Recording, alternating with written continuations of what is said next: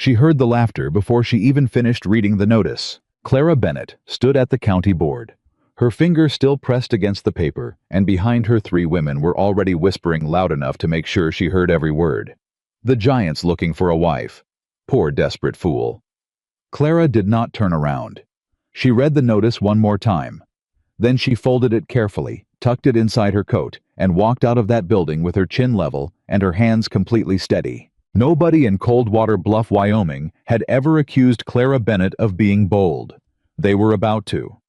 If this story already has your heart, I want you to subscribe to this channel right now and hit that notification bell so you never miss a single episode.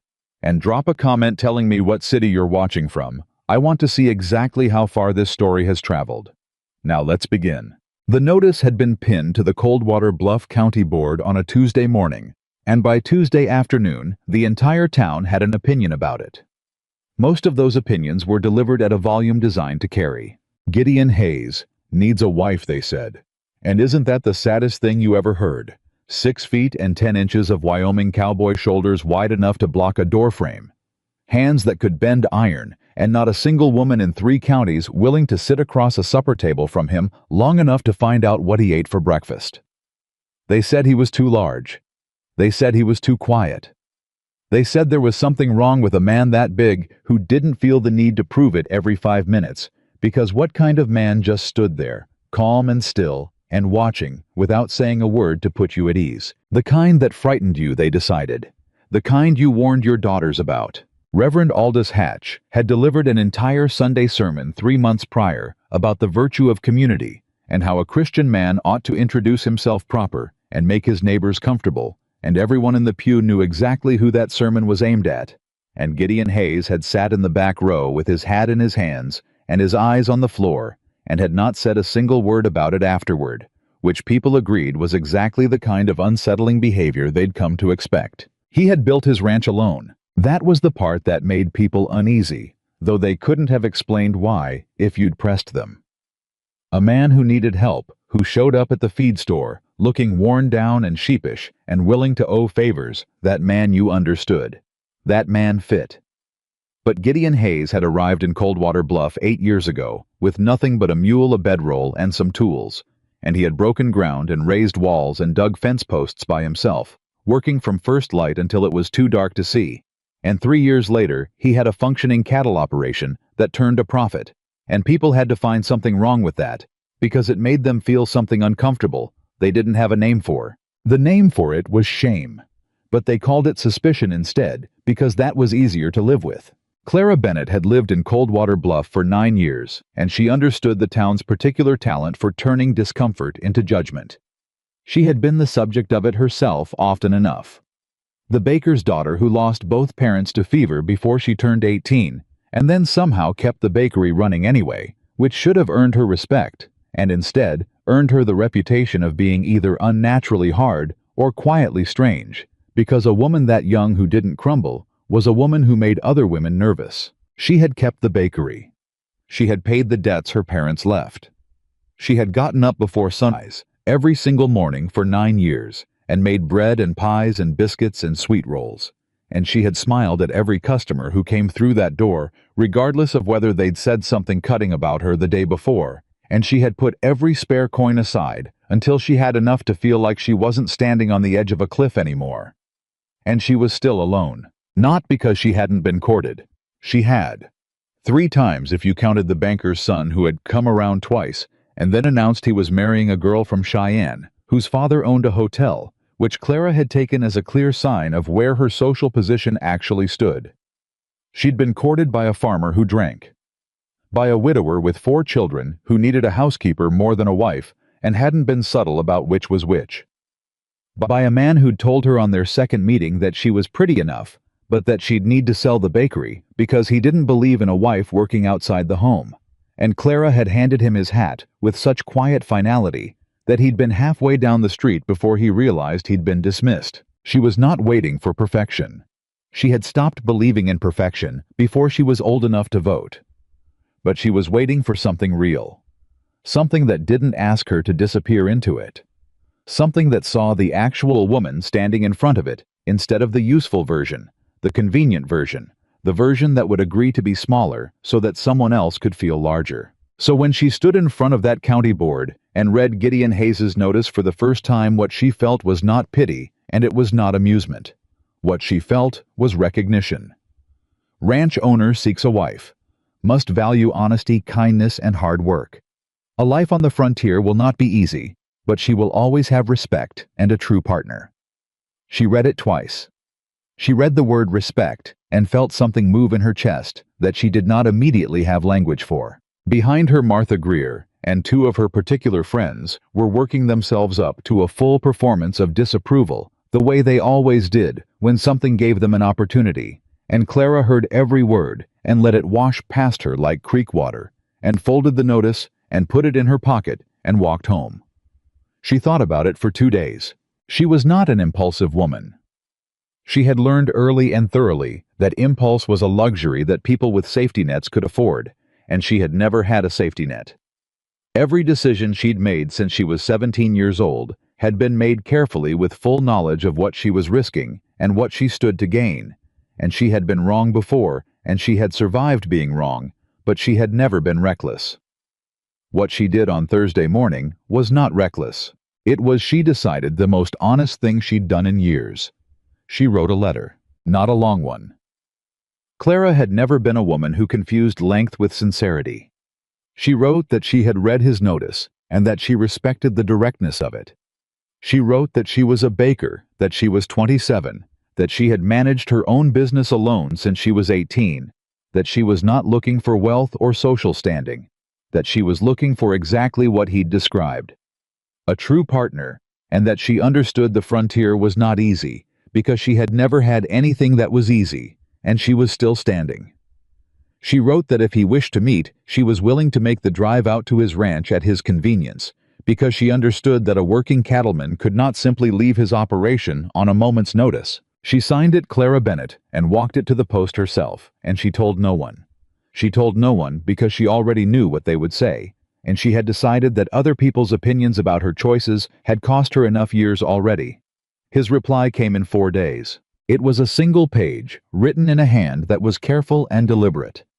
The letters formed with the slight self-consciousness of a man who had not had a great deal of formal schooling and knew it and had compensated by taking his time. He wrote that he appreciated her letter. He wrote that he had not expected anyone to respond with that kind of directness, and that it meant something to him. He wrote that Saturday morning would suit if she was available, and that he would have coffee ready, and that the drive from town was about 3 hours and the road was rough in 2 places, but passable. And he drew a small map in the margin with a notation that said, "Cross the creek at the flat rocks. Rocks, not the bridge. The bridge is unsteady." Clara read the notation about the bridge 3 times. A man who warned you about the bridge. She left before sunrise on Saturday. The drive was exactly as rough as he'd said it would be, and she crossed the creek at the flat rocks as instructed. And when the Hayes Ranch came into view, it was not what she'd expected, which meant it was not what the town's stories had prepared her for. She had half expected something forbidding, something that matched the legend. Instead, she saw a working operation, a solid barn, a well-maintained house, a vegetable garden along the south wall that someone had put real effort into cattle in the far pasture, moving slow and content in the morning light. She saw him before he saw her. How was in the corral, kneeling beside a horse that had one front leg wrapped in clean cloth, and he was talking to the animal. She could not hear the words from where she sat in the wagon, but she could see the posture, the enormous frame bent low, one hand resting easy on the horse's neck. No urgency in it, just presence. The horse was still. Not the stillness of a frightened animal holding itself quiet, but the stillness of a creature that had decided it was safe. Clara set the wagon brake and climbed down and stood there for a moment she would not forget for the rest of her life. Then he heard the wagon wheels and stood up, and the size of him was something the town's stories had not exaggerated. She would give them that. But what the stories had gotten completely wrong was everything else. He turned around and looked at her across the corral fence, and his face was not cruel. It was uncertain. It was the face of a man who had expected to be judged and was braced for it, and was not entirely sure what to do with someone who was just standing there looking at him without flinching. He walked to the fence. He took off his hat. "Miss Bennet," he said. His voice was low and even, not quiet, because he was hiding something, but quiet the way a man gets quiet when he has spent a great deal of time in his own company and stopped needing to fill the air. "Mr. Hayes," she said, "you made good time. The road wasn't as bad as you'd warned me, except the second rough patch. Second one's worse in the spring. Creek runs higher. I'll keep that in mind." He held the gate for her, and she walked through it, and he did not loom over her in the way she'd half prepared herself for. He stood at his full height, which was considerable, but he kept his distance, and his posture was not aggressive. It was carefully, consciously neutral, the posture of a man who had learned to take up less space than he occupied, because he understood that his size alarmed people, and had spent years trying to accommodate that alarm. She found that she did not like watching him do it. "You said you'd have coffee," she said. Something relaxed in his face. Not a smile exactly, but the thing that precedes a smile, in a person who has nearly forgotten how. "Yes, ma'am, come inside." The kitchen was clean. Not the kind of clean that happens when a man panics before company arrives, but the everyday clean of someone who lived with order, because disorder cost him something. The coffee was already poured. There was bread on the table that she recognized immediately as purchased from Dawson's general store, because she knew Dawson's bread, and she had made much better on a bad day, but she didn't say so. He sat across from her at the table. How was too large for the chair, in an almost comical way, but he didn't seem to notice or care about it, and she decided that was something. "I should tell you something before we go any further," he said. "All right. I've had this conversation before, twice. 2 women came out here, and I don't blame either one of them for leaving. The first one took one look at me standing in the yard and turned her wagon around before she'd even gotten down. The second one stayed for the coffee and then told me she didn't think she could feel comfortable in a house where she'd always be looking up." He said this without self-pity. It was a recitation of fact, offered the way a man offers facts that have cost him something, but that he has decided to be straight about anyway.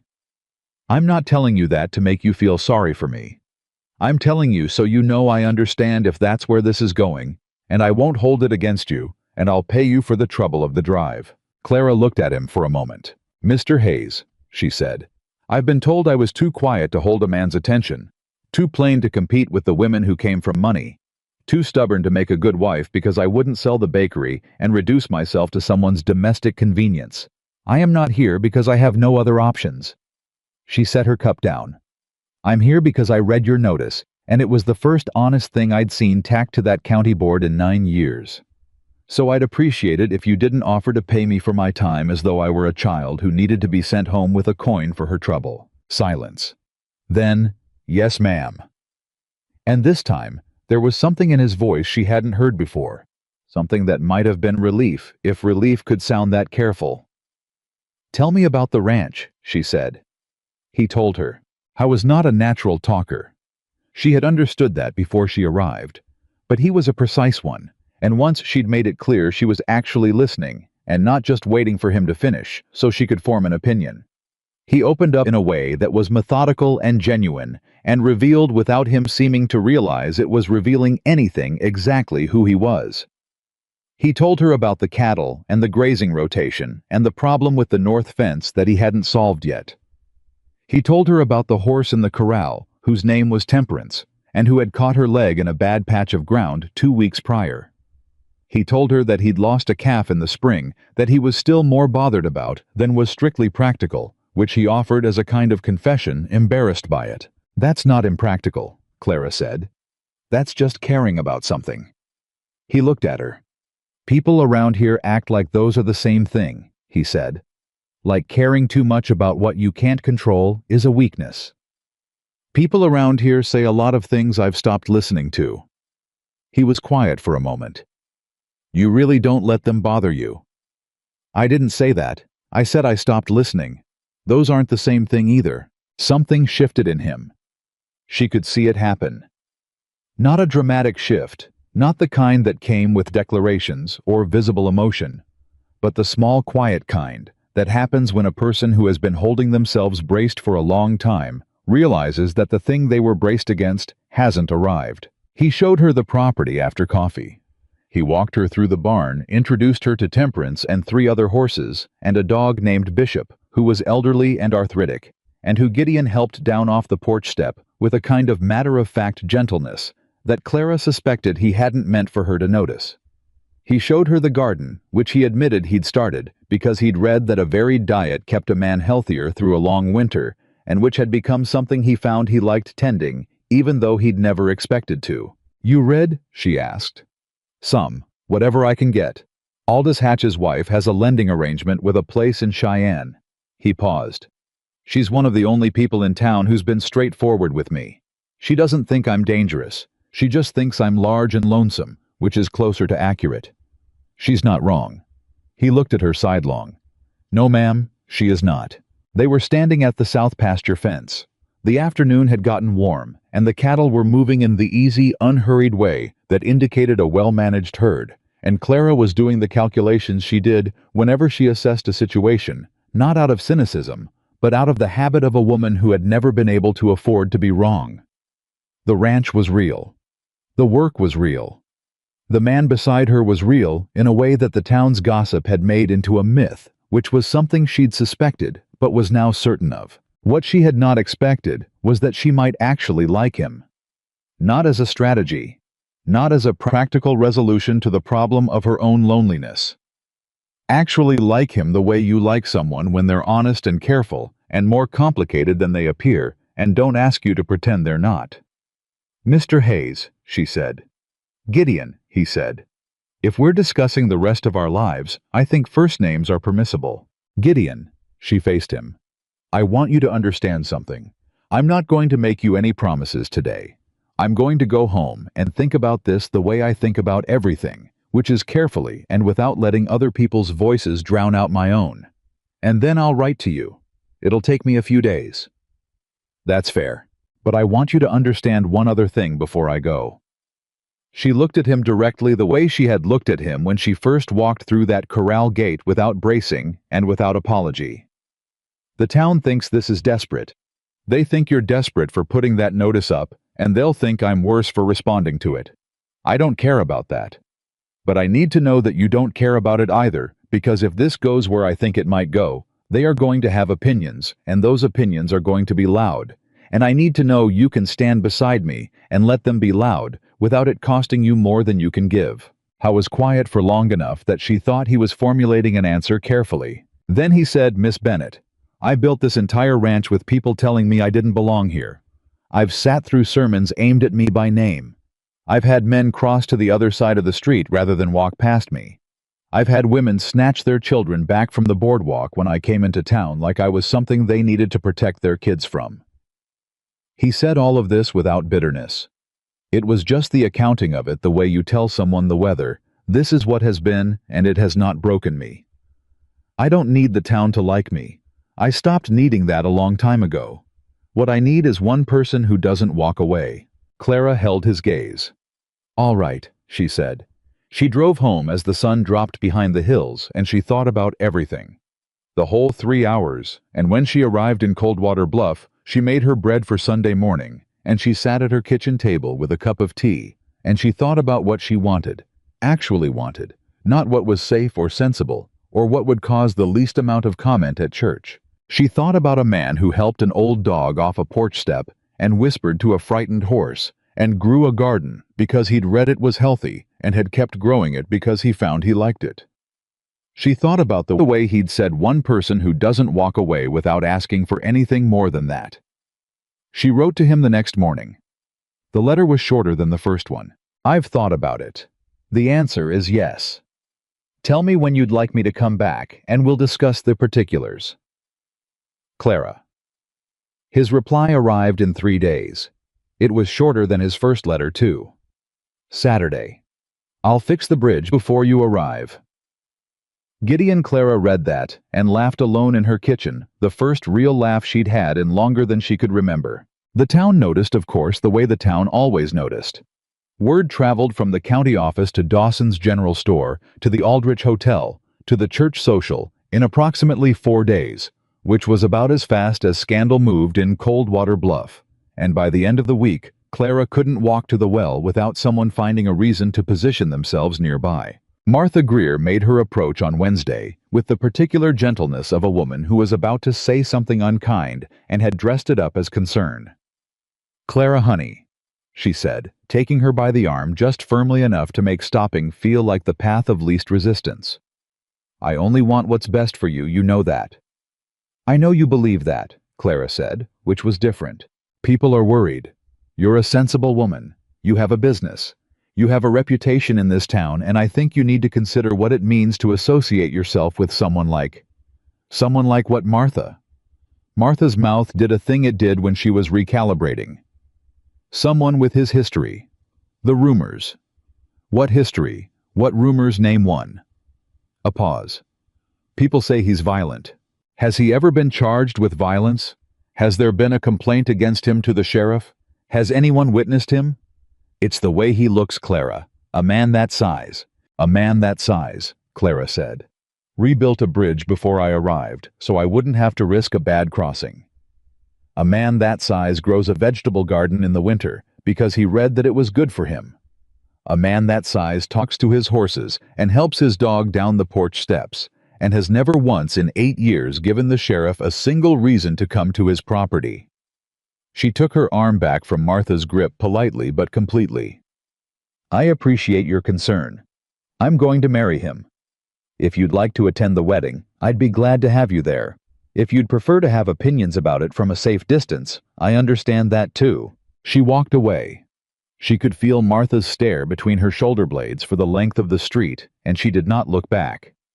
What she had not told Martha, what she had not told anyone, was that something had happened on her second visit to the ranch that had settled the question in a way that no amount of careful thinking could have. She had arrived early before Gideon expected her, because the road was better than the first time, and she'd made good time, and she'd come around the side of the barn to find him in the yard, with 2 boys she didn't recognize, maybe 10 and 12 years old. The older one with a busted lip, and the younger one with the careful stillness of a child who had learned that stillness was protection. Gideon was kneeling on the ground in front of them, not towering over them.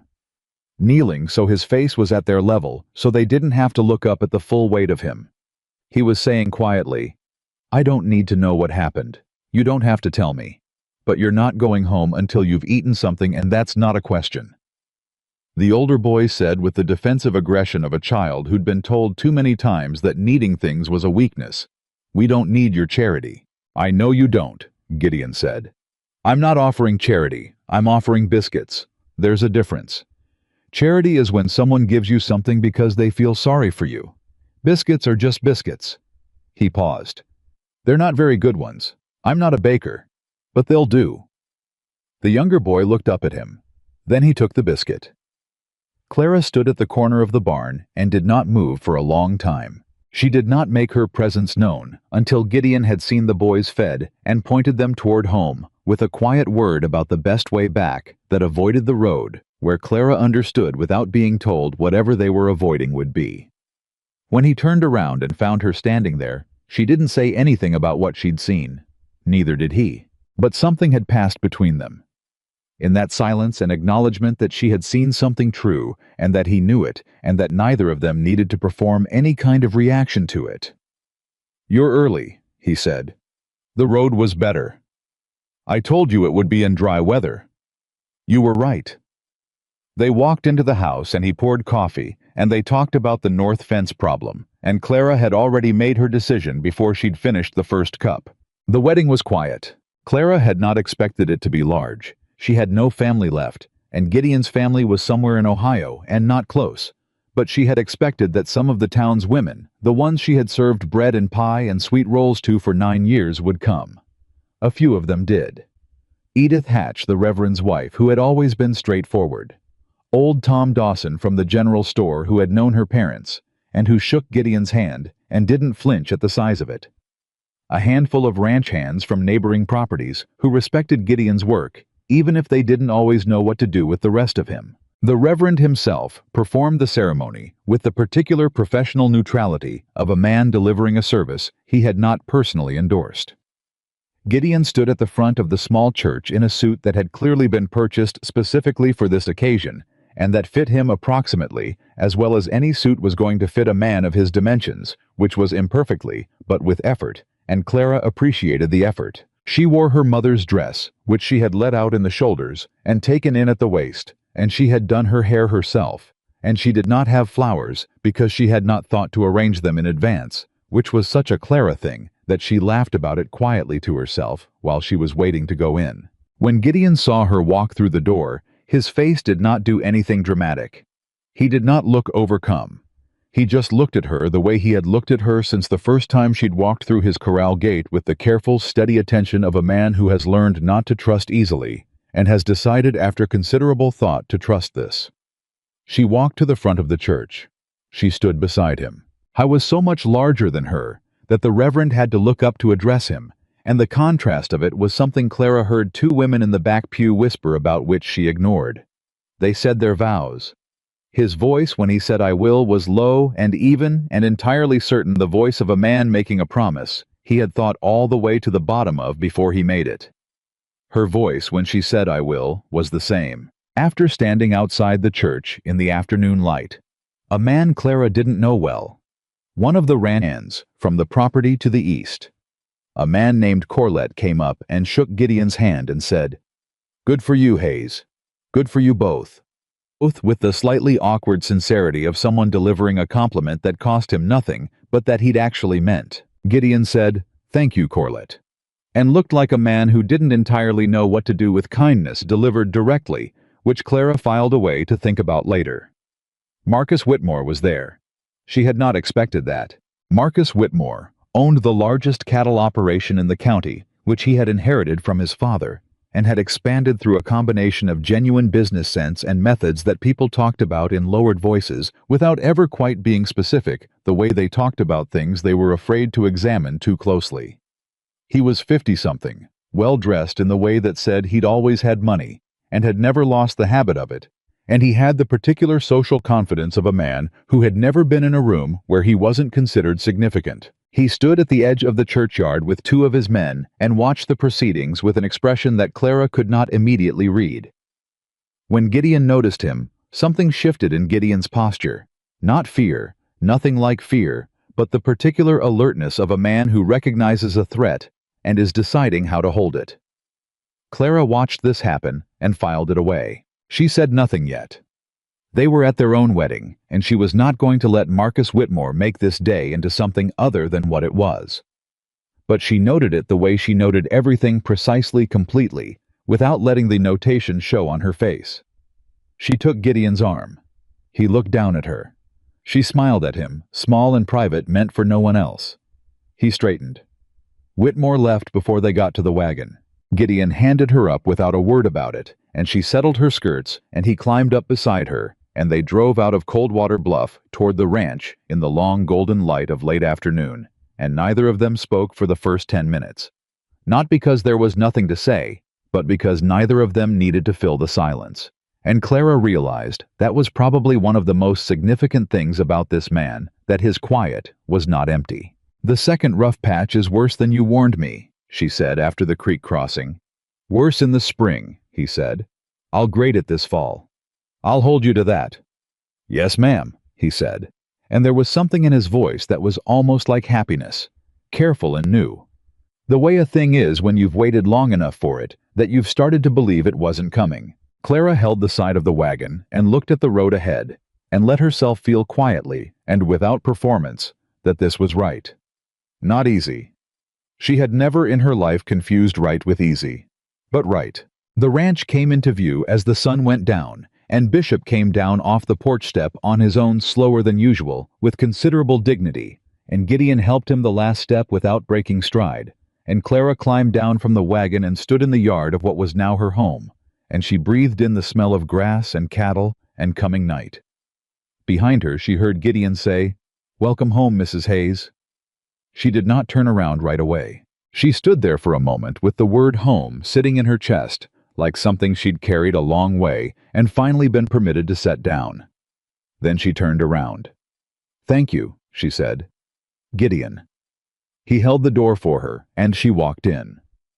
Neither of them could have known standing in that kitchen with the coffee pot already warm on the stove that Marcus Whitmore had not come to their wedding to offer goodwill. He had come to see what he was dealing with, and he had already decided that what he was dealing with was a problem he intended to solve. But that was a trouble that belonged to tomorrow. Tonight in the kitchen of the Hayes Ranch, Clara opened the bag she'd brought from the bakery, the one she hadn't told Gideon about, and set a proper loaf of bread on the table beside his Dawson's General Store biscuits, and looked at him. "I can do better than that," she said, nodding at the biscuits. He looked at the bread, then at her. Then for the first time since she'd known him, he laughed. It was a real laugh, big and surprised and unguarded, and it filled the kitchen entirely. Clara sat down and pulled the bread toward her and began to slice it, and thought, yes, this is going to be all right. The first morning, Clara woke up in the Hayes Ranch house. She lay still for a moment before she opened her eyes and listened. She heard cattle. She heard wind against the north wall. She heard Bishop shifting on the porch outside his arthritic joints, making the small sounds that old animals make when they're getting themselves together for another day. She heard nothing else. No neighbors. No wagon wheels on the street outside. No Martha Greer's voice carrying 2 houses down, the way it always did in Coldwater Bluff, loud and certain, full of other people's business. Just the ranch. Just the morning. Just the particular quiet of a life that was entirely different from the one she'd left.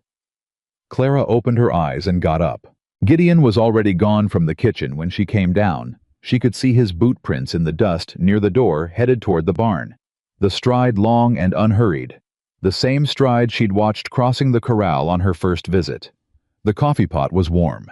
He'd left it warm for her, which was not a dramatic gesture, and not meant to be just a practical consideration, the kind that revealed more about a person than any declaration. She poured a cup and stood at the window and looked at the land. It was a great deal of land, more than she'd fully absorbed on her visits, because on those visits she'd been paying attention to Gideon and the particulars of the operation, not the scale of what he'd built. But in the morning light, with the full weight of permanence settling into her bones, she understood it differently. He had done this alone, 8 years of it, and the loneliness that required not just the physical labor, but the daily act of pouring your effort into something with no one to notice whether it was working.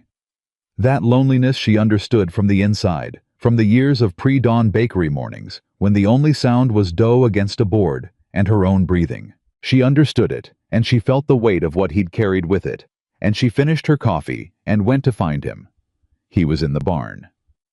"You didn't have to leave the coffee," she said. He looked up from the saddle he was repairing. "Figured you'd want it." "I did, thank you." A pause. Then, "You sleep all right." "Better than I have in years." She said it plainly because it was true, and because she had decided coming out here that she would not perform contentment. She didn't feel, and she would not withhold contentment she did. "The quiet is different than I expected. Better." Something moved in his face. It bothered the other women, the ones who wrote back before you. "I know, I'm not them." "No," he said, "you are not." I went back to the saddle, and she looked around the barn with the methodical attention she gave to every unfamiliar workspace, cataloging what was where and why, noting what was efficient and what wasn't. And she asked him 3 questions about the organization of the tack room that he answered with the same precision he brought to everything, and by the end of it, she had a working map of the operation in her head that she knew would take weeks to fill in properly, but that had a solid frame. "I want to learn it," she said. "The ranch, all of it. I'm not going to be useful to you if I don't understand how it works." He looked at her with that particular expression she was starting to recognize, the one that meant he was recalibrating that something she'd said had landed somewhere he hadn't expected. "Most people figure the bakery side is enough. Most people aren't me." "No," he said again, and this time there was something in the word that was very close to a smile. "They're not." "All right, Mrs. Hayes. You want to learn, we'll start with the cattle rotation." She learned fast. He had expected she could tell that she would learn adequately, that she would absorb enough to be functional, to manage the house, and perhaps the accounts, and contribute in the ways that frontier wives contributed, without necessarily engaging with the mechanics of the operation itself. What he had not expected was that she would ask the kind of questions that revealed she was not just listening, but building a structure, connecting each piece to the next, understanding the why beneath the what. By the end of the first week, she was riding out with him for the morning check. By the end of the second week, she had identified a problem with the east pasture drainage that he'd been trying to solve for 2 seasons and hadn't been able to pin down, and she had explained what she thought was causing it in such precise and specific terms that he stood looking at her for a long moment after she finished. "Where'd you learn that?" he asked. "My father. He grew up on a farm before he moved to town and opened the bakery. He used to say the bread kept us fed, but the land kept the bread." She paused. "He knew how water moved." "So do you." She shrugged. "I watched him. I paid attention. People don't always notice when children are paying attention, but we are." Gideon was quiet for a moment. "My father figured I wasn't worth much time, on account of the size of me when I was young. He thought something was wrong." Clara looked at him directly. Something was wrong. With him. He didn't answer, but his jaw set in a way that told her the words had landed. That evening they sat on the porch after supper, and Bishop arranged himself across Gideon's feet with the total commitment of a dog who had decided this was his rightful place in the universe. And Clara told Gideon about her parents, the fever, the bakery, the 18-year-old girl who had stood in front of a business she barely knew how to run, and decided that collapsing was not an option, because her parents had worked too hard for her to let it fall apart. Gideon listened, the way he did everything completely without interruption, without filling the spaces with noise. When she finished, he said, "You never told anyone that, in town." "No." "Why?" "Because in town, it would have become a story people owned. A thing they passed around. Clara the orphan. Clara the poor girl. Clara who had it so hard." She shook her head. "I didn't want to be someone's sad story. I wanted to be a person." "You are a person," he said with a simplicity so complete it almost undid her. She looked at her hands. "I know that now." What she had not anticipated had not let herself anticipate, because anticipation felt like tempting the thing to disappoint you, was that the marriage would be genuinely good, not adequate, not functional, not the practical partnership they'd each laid out in letters with careful, measured language. Good. The way something is good, when the pieces of it fit together in a way that was not entirely predictable from the individual parts. Gideon was a different man in his own house than the town had invented. He was still quiet, still contained, still a man whose interior life ran deep and didn't advertise itself. But he was also funny in the dry, sideways way of someone who had spent years being underestimated and had developed a private comedy out of it. He would say things that were so deadpan and so precisely accurate that Clara would laugh before she'd registered that she was going to. And then he would look at her with that almost smile and go back to whatever he was doing as though nothing had happened. How was also she discovered an extraordinary observer of people. He watched. He listened. He remembered. He had a complete and nuanced understanding of every person in the county, based on their actions over years, assembled from fragments, the way you assemble a portrait from small pieces. And when he shared these assessments quietly to her in the evenings, they were so accurate that they were sometimes uncomfortable. "You knew," she said one evening 3 weeks in, "about Marcus Whitmore, what he is. You knew before the wedding." Gideon looked at her. "I've known about Whitmore for 4 years. "What do you know?" I was quiet for a moment that felt like a decision rather than a hesitation. "He's been acquiring land in this county for a long time. Not always through means I'd consider honest. There's a family named Pruitt east of here. Good people worked that land since before I arrived. 2 years ago, Whitmore came to them with a document that said there was an error in their original deed. Turned out the error couldn't be confirmed anywhere except in a paper Whitmore's lawyer produced." He paused. "The Pruitts sold, at a price that wasn't fair, because they were scared and they didn't have money for lawyers." Clara felt something go cold in her. "And nobody did anything." "Nobody could prove anything. Still can't. The papers looked right. The lawyer from Cheyenne said they looked right. The county clerk signed off." He looked at his hands. "A man like Whitmore doesn't need to do anything that looks wrong from the outside. He just needs enough money to make things look right. And his ranch borders yours. On the north side. She looked at him. Gideon. I know. You've been waiting for him to come for your land. He met her eyes. I've been hoping he wouldn't. Those are different things. The silence between them was serious and complete. Then Clara said, Tell me everything you know. All of it. Every piece of it. He looked at her for a moment. Clara. This is my ranch now too, she said. That's what we agreed to. Partners. So tell me. He told her. It took 2 hours, and she asked questions throughout, precise and specific, the same questions she'd asked about the cattle rotation and the east pasture drainage, because information was only useful if you understood its structure. By the time he finished, she had the shape of it clearly in her mind. Whitmore, the land acquisitions, the pattern of the documentation errors that were too consistently convenient to be accidental. The lawyer from Cheyenne named Aldridge, who appeared in multiple transactions. The county clerk whose spelling of certain names had a peculiar inconsistency across documents separated by years. She did not say what she was thinking yet. She said, Thank you for telling me. He said, I should have told you before the wedding. Yes, she said. You should have. But you were protecting me. Trying to. Don't do that again. I can't be a real partner in this if you're protecting me from the things I need to know. He looked at her, and something in him settled that she hadn't realized was unsettled. All right. All right, she agreed. She lay awake for a long time that night, turning over what she'd been told, finding the edges of it, looking for where she could get purchase. She was a woman who understood paper. 9 years of business accounts, tax records, supply, invoices, debt documents. She understood paper, the way she understood bread dough from the inside, the way it behaved under pressure, where it was likely to give, and where it held. Whitmore was doing something with paper. The question was where the seam was. She started making quiet inquiries the following week. Not loud ones. She had learned long ago that the fastest way to ensure a thing didn't happen was to announce that you were trying to make it happen. She started with what she had access to, legitimately the county record office, where she went one Tuesday morning, under the simple pretext of reviewing the deed documentation on the Hayes property, now that she was co-owner. The clerk was a young man named Edgar Sims, who was 23 years old and visibly intimidated by women who knew what they wanted.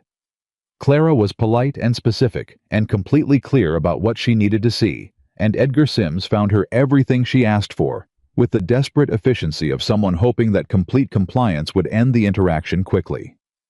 Clara sat at the record table for 3 hours. She found 4 things that interested her. The first was that the Hayes property deed, originally filed 8 years ago, had a notation in the margin that she didn't recognize the purpose of a small alphanumeric code that appeared on no other document she'd been provided. The second was that the Pruitt property deed, which was in the public record as a completed sale, had a witnessing signature from a notary whose name she'd seen on 2 other Whitmore-adjacent transactions. The third was that 2 properties adjacent to the Hayes Ranch, both acquired by Whitmore in the past 5 years, had deed corrections that cited the same underlying surveying report. A report that, as far as she could tell, had never been entered into the county record as a standalone document. The fourth thing was the smallest, and the one that made the space behind her sternum go very still. The Hayes deed had been accessed.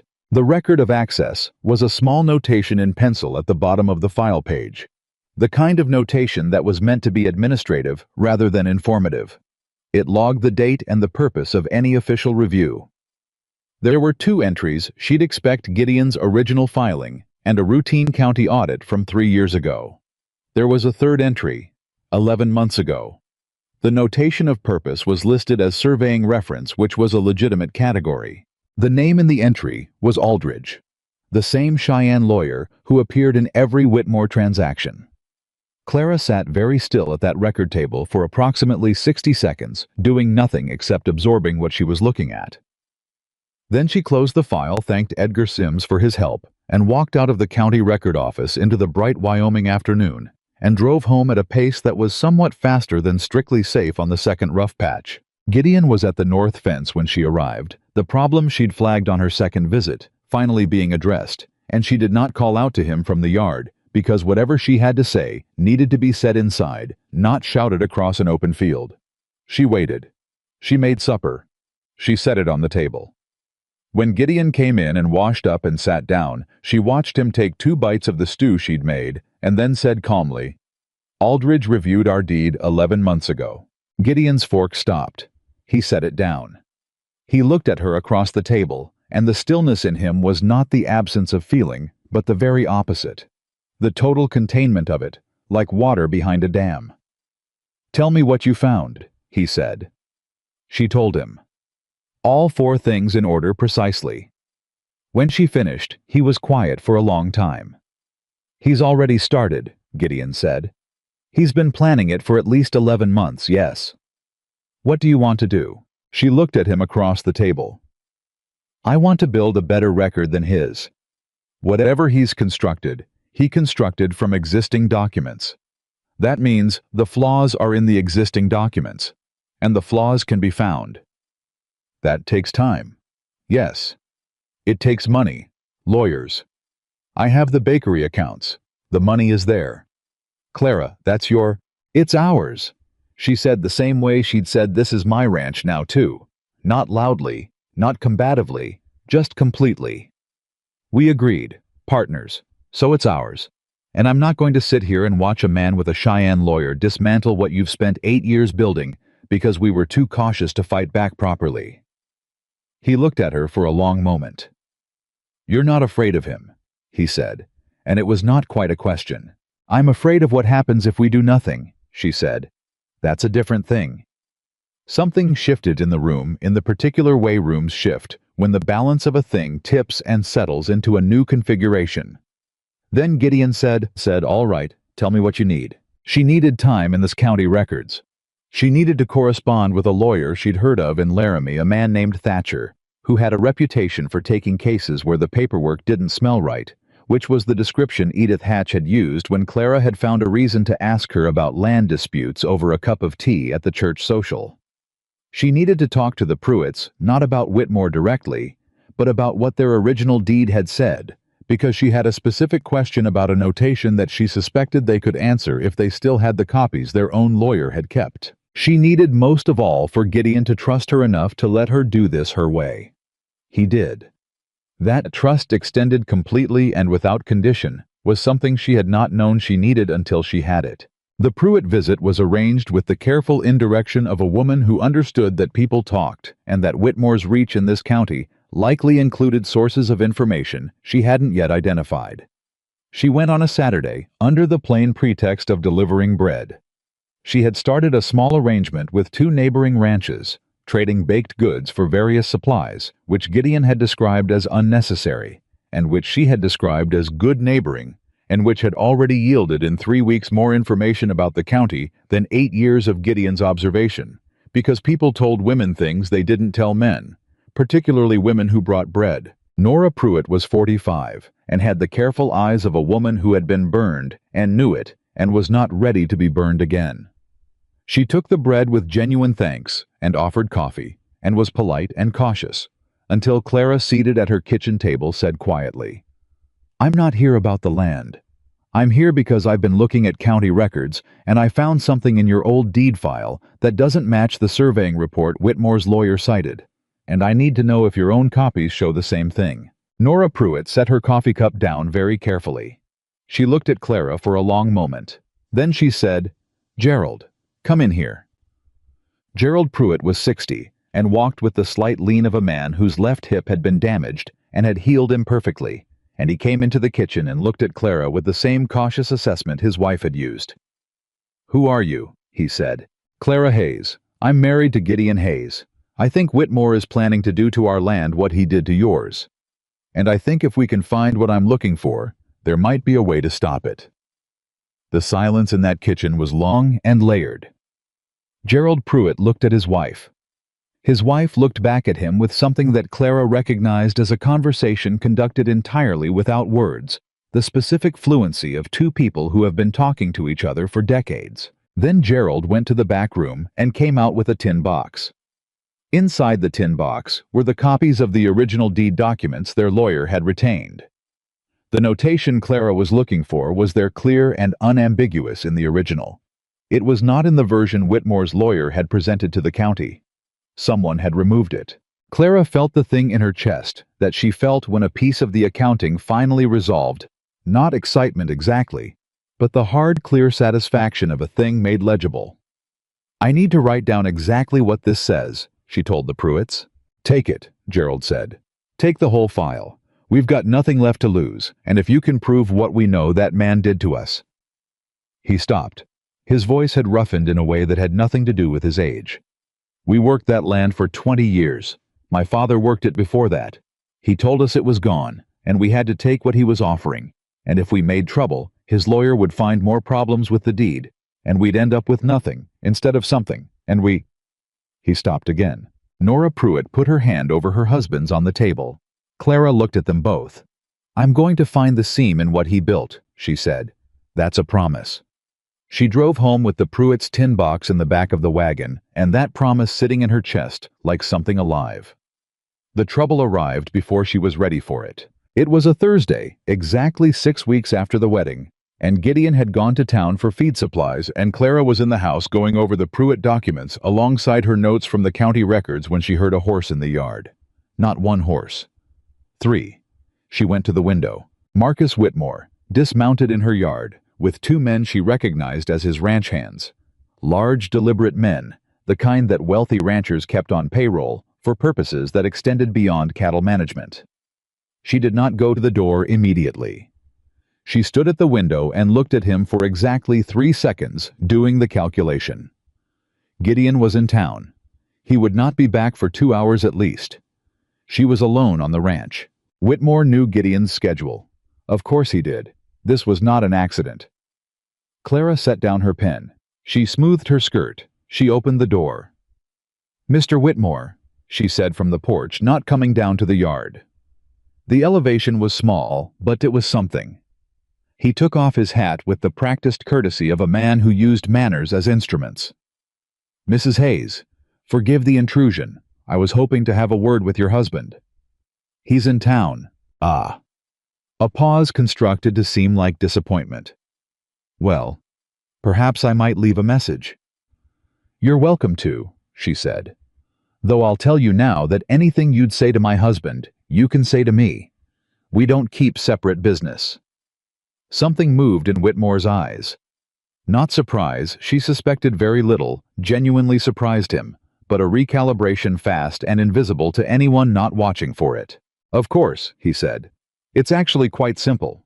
I've been reviewing some land records in the area. I have a surveying project underway for my own purposes, and I noticed what appears to be an irregularity in the Hayes deed.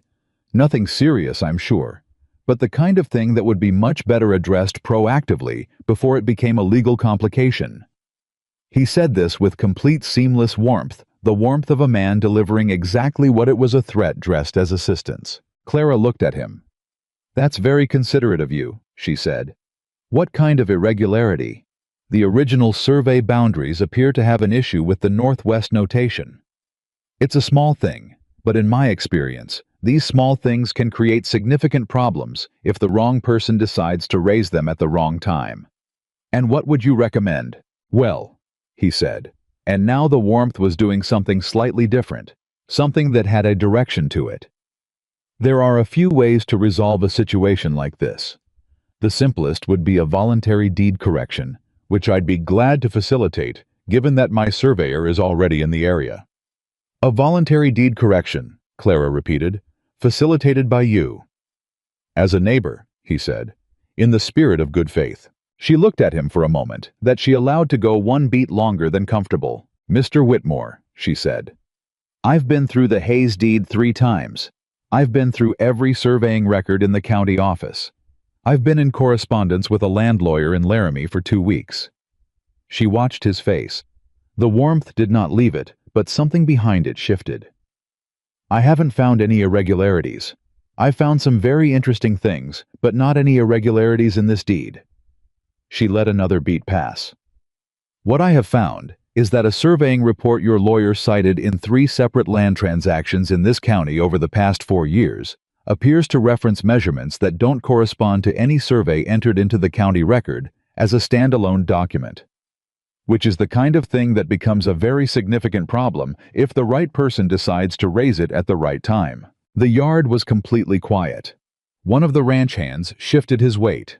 Whitmore looked at her, and for one unguarded moment, Clara saw him beneath the manufactured warmth and the careful manners, and what she saw was a man who had never encountered resistance from the direction he hadn't been watching, and who was now doing the fast, cold arithmetic of what that meant. "I see," he said. "I thought you might," she said. "I'll let Gideon know you stopped by. Good afternoon, Mr. Whitmore." She went inside. She did not lock the door because locking the door would have told him something she didn't want him to know. Instead, she stood 3 feet back from the window where she could see the yard without being visible, and she watched him stand there for approximately 30 seconds. His hat still in his hands, and then put his hat back on and say something to his men that she couldn't hear and ride out. She stood at the window until the sound of the horses was gone. Then she sat down. Her hands were shaking, not from fear, or not entirely from fear. From the particular aftermath of a moment when you have held yourself completely steady through something that required it, and your body waits until the requirement passes to react. She pressed her palms flat on the table and breathed. Bishop came in through the door she'd left open, crossed the kitchen with his stiff-legged dignity, and arranged himself on top of her feet. She looked down at him. "Good dog," she said. He did not respond to this being a dog of complete equanimity. She was still sitting there, her hands steadier now, when she heard Gideon's wagon coming up the road. She heard it stop. She heard his footsteps across the yard, 2 sets of boot prints. She noted the long strided ones she recognized, and then a pause where he'd seen something she couldn't see from inside. He came through the door. 3 horses were in the yard, he said. "Yes." He looked at her. "Whitmore," she said, his jaw set. His hands, she noticed, had gone very still at his sides in the particular way they went still when he was containing something. "Are you all right?" "I'm fine. Sit down. I need to tell you what he said and what I said back." He sat. She told him. When she finished, he was quiet for a long time. Then he said with a care that was both very controlled and very sincere, "He came here knowing I wasn't home." "Yes." "He thought you'd be easier." "Yes." Gideon looked at her across the table, and what was in his face was complicated anger, certainly, but beneath it, something else. Something that was partly the old familiar weight of being the person everyone expected to be handled with violence or fear, and partly something she hadn't seen in him yet, something that was newer and rawer than the rest of it. "He doesn't know you," Gideon said. "No," Clara said. "He doesn't." She reached across the table and put her hand over his. He turned his hand over and held hers, and his grip was the same grip she'd seen him use on Temperance's wounded leg. That impossible combination, strong enough to break stone, gentle enough not to cause pain. "I need you to tell me something," he said. "All right. Are you scared?" She thought about it honestly because he had asked honestly. "Of Whitmore Numb. Of what he might do before we can stop him a little. Of what it costs you if this goes wrong." "Yes. That frightens me." He held her hand. "It's not going to go wrong," he said. "No," she agreed. "It's not." Outside, the afternoon was going to evening, and the cattle were moving in the far pasture with their slow, unconcerned drift, and Bishop shifted on the floor and sighed with the deep satisfaction of a dog who had no concept of Marcus Whitmore and no particular interest in acquiring one. Clara looked at Gideon across the table. He looked back at her. "I need 3 more weeks," she said, "with the records with Thatcher and Laramie, and 1 more conversation with the Pruitts. 3 weeks, and I'll have enough to take to someone who can do something with it." "3 weeks," he said. "Can you keep him off our land for 3 weeks?" Gideon looked at her with the quiet certainty of a man who has spent 8 years doing exactly that. "I've kept him off it for 4 years already."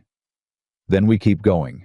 We keep going," he said, and the we in it was complete and unqualified, the same we that had been in his voice since the morning after the wedding, when she'd come to find him in the barn, and he'd said, If you want to learn, we'll start with the cattle rotation, as though there had never been any other possibility. She squeezed his hand once and let go. Supper needs another 20 minutes, she said. I'll check on Temperance, he said. He went out. She stood at the kitchen window and watched him cross the yard and thought about what was coming and what it was going to take and whether they had what it took. And then she thought about Marcus Whitmore's face in that unguarded moment and decided that yes, they had enough. They had considerably more than he was expecting. And he had no idea. The 3 weeks Clara had asked for turned into 2. Not because she found everything faster than expected, because Whitmore moved first. It was a Monday morning, 10 days after his visit to the ranch, when Edgar Sims appeared at the Hayes property with the expression of a man who had been sent somewhere he did not want to go and was attempting to look official about it. He was carrying a document case, and he kept his eyes on the middle distance in the particular way of someone who has been told to deliver a message and has been advised not to engage with the recipient beyond the delivery. Clara saw him coming from the barn. She got to the yard before Gideon did. Mr. Sims, she said. He startled. Mrs. Hayes, I have a notice, from the county, for Mr. Hayes. I'll take it. It's addressed to Mr. Hayes. And I am Mrs. Hayes, co-owner of record on the deed you have in your office. I'll take it. Edgar Sims handed it over with the relief of a man whose only goal had been to complete an assigned task, and who did not care about the particulars. She opened it there in the yard with Sims still watching, and Bishop at her ankles, and the morning not yet fully warm.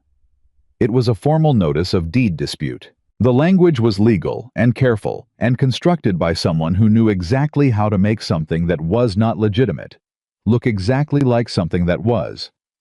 It cited surveying irregularities in the northwest boundary of the Hayes property. It named the standalone surveying report Clara had already noticed was missing from the county record. It requested that Gideon Hayes appear at the county office within 14 days to address the discrepancy. It was signed by Aldridge, from Cheyenne. Clara read it twice.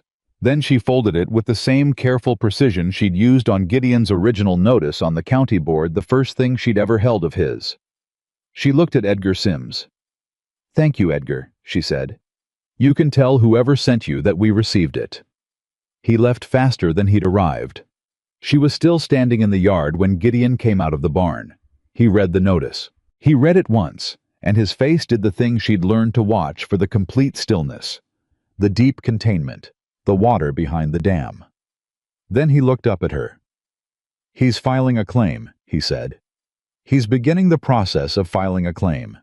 There are steps between this and an actual proceeding.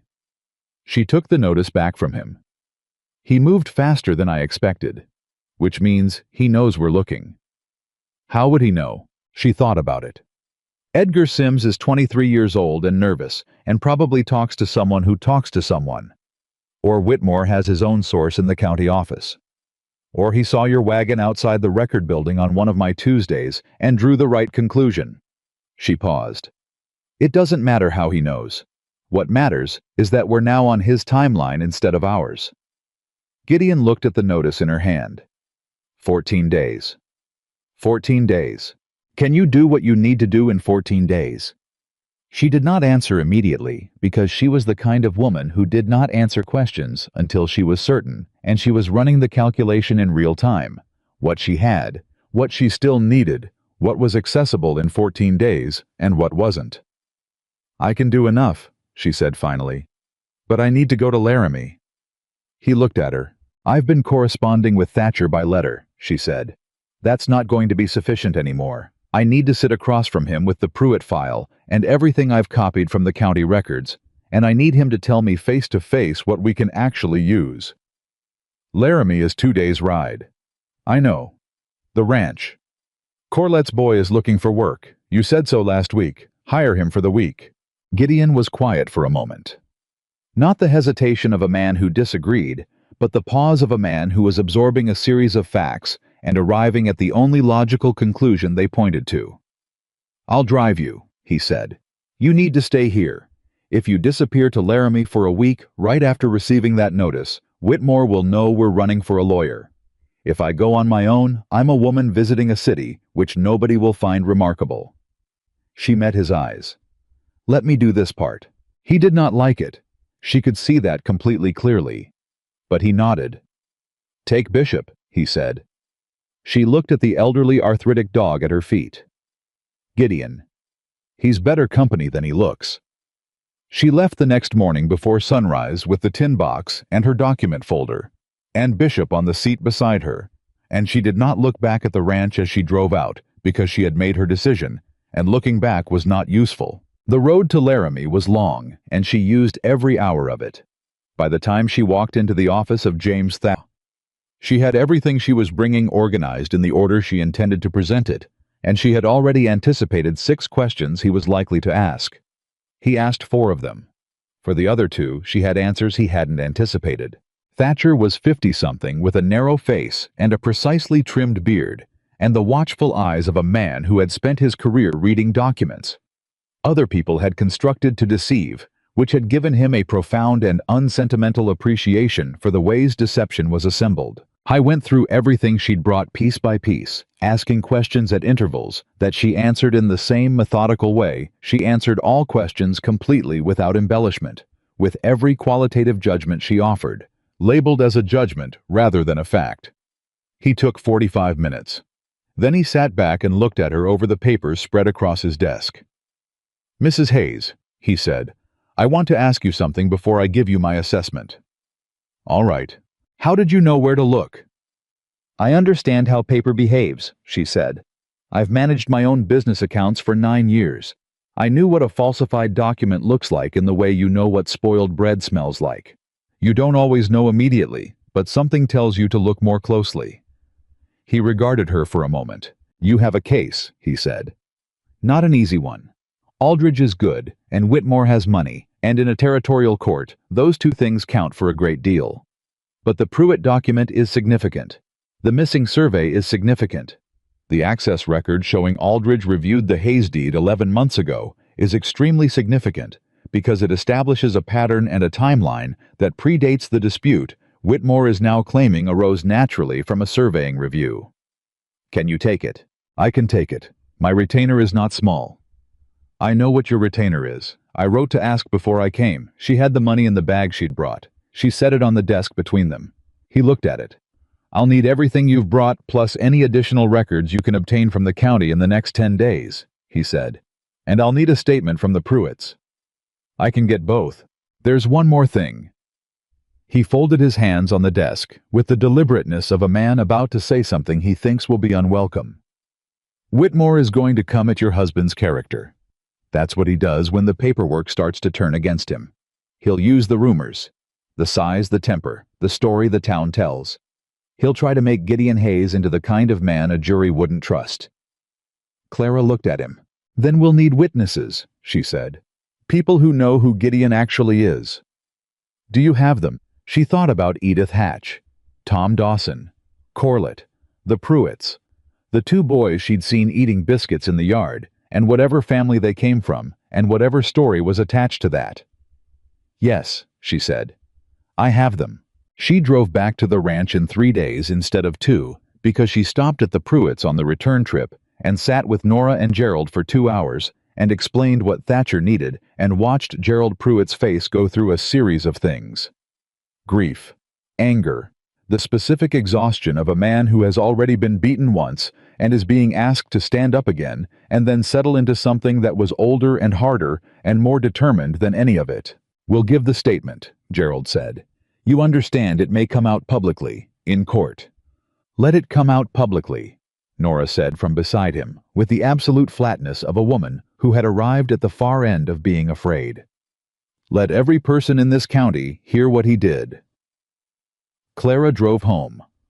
Gideon was waiting on the porch when she came up the road, which told her he'd been watching for her for a while, which told her something about the week she'd left him too.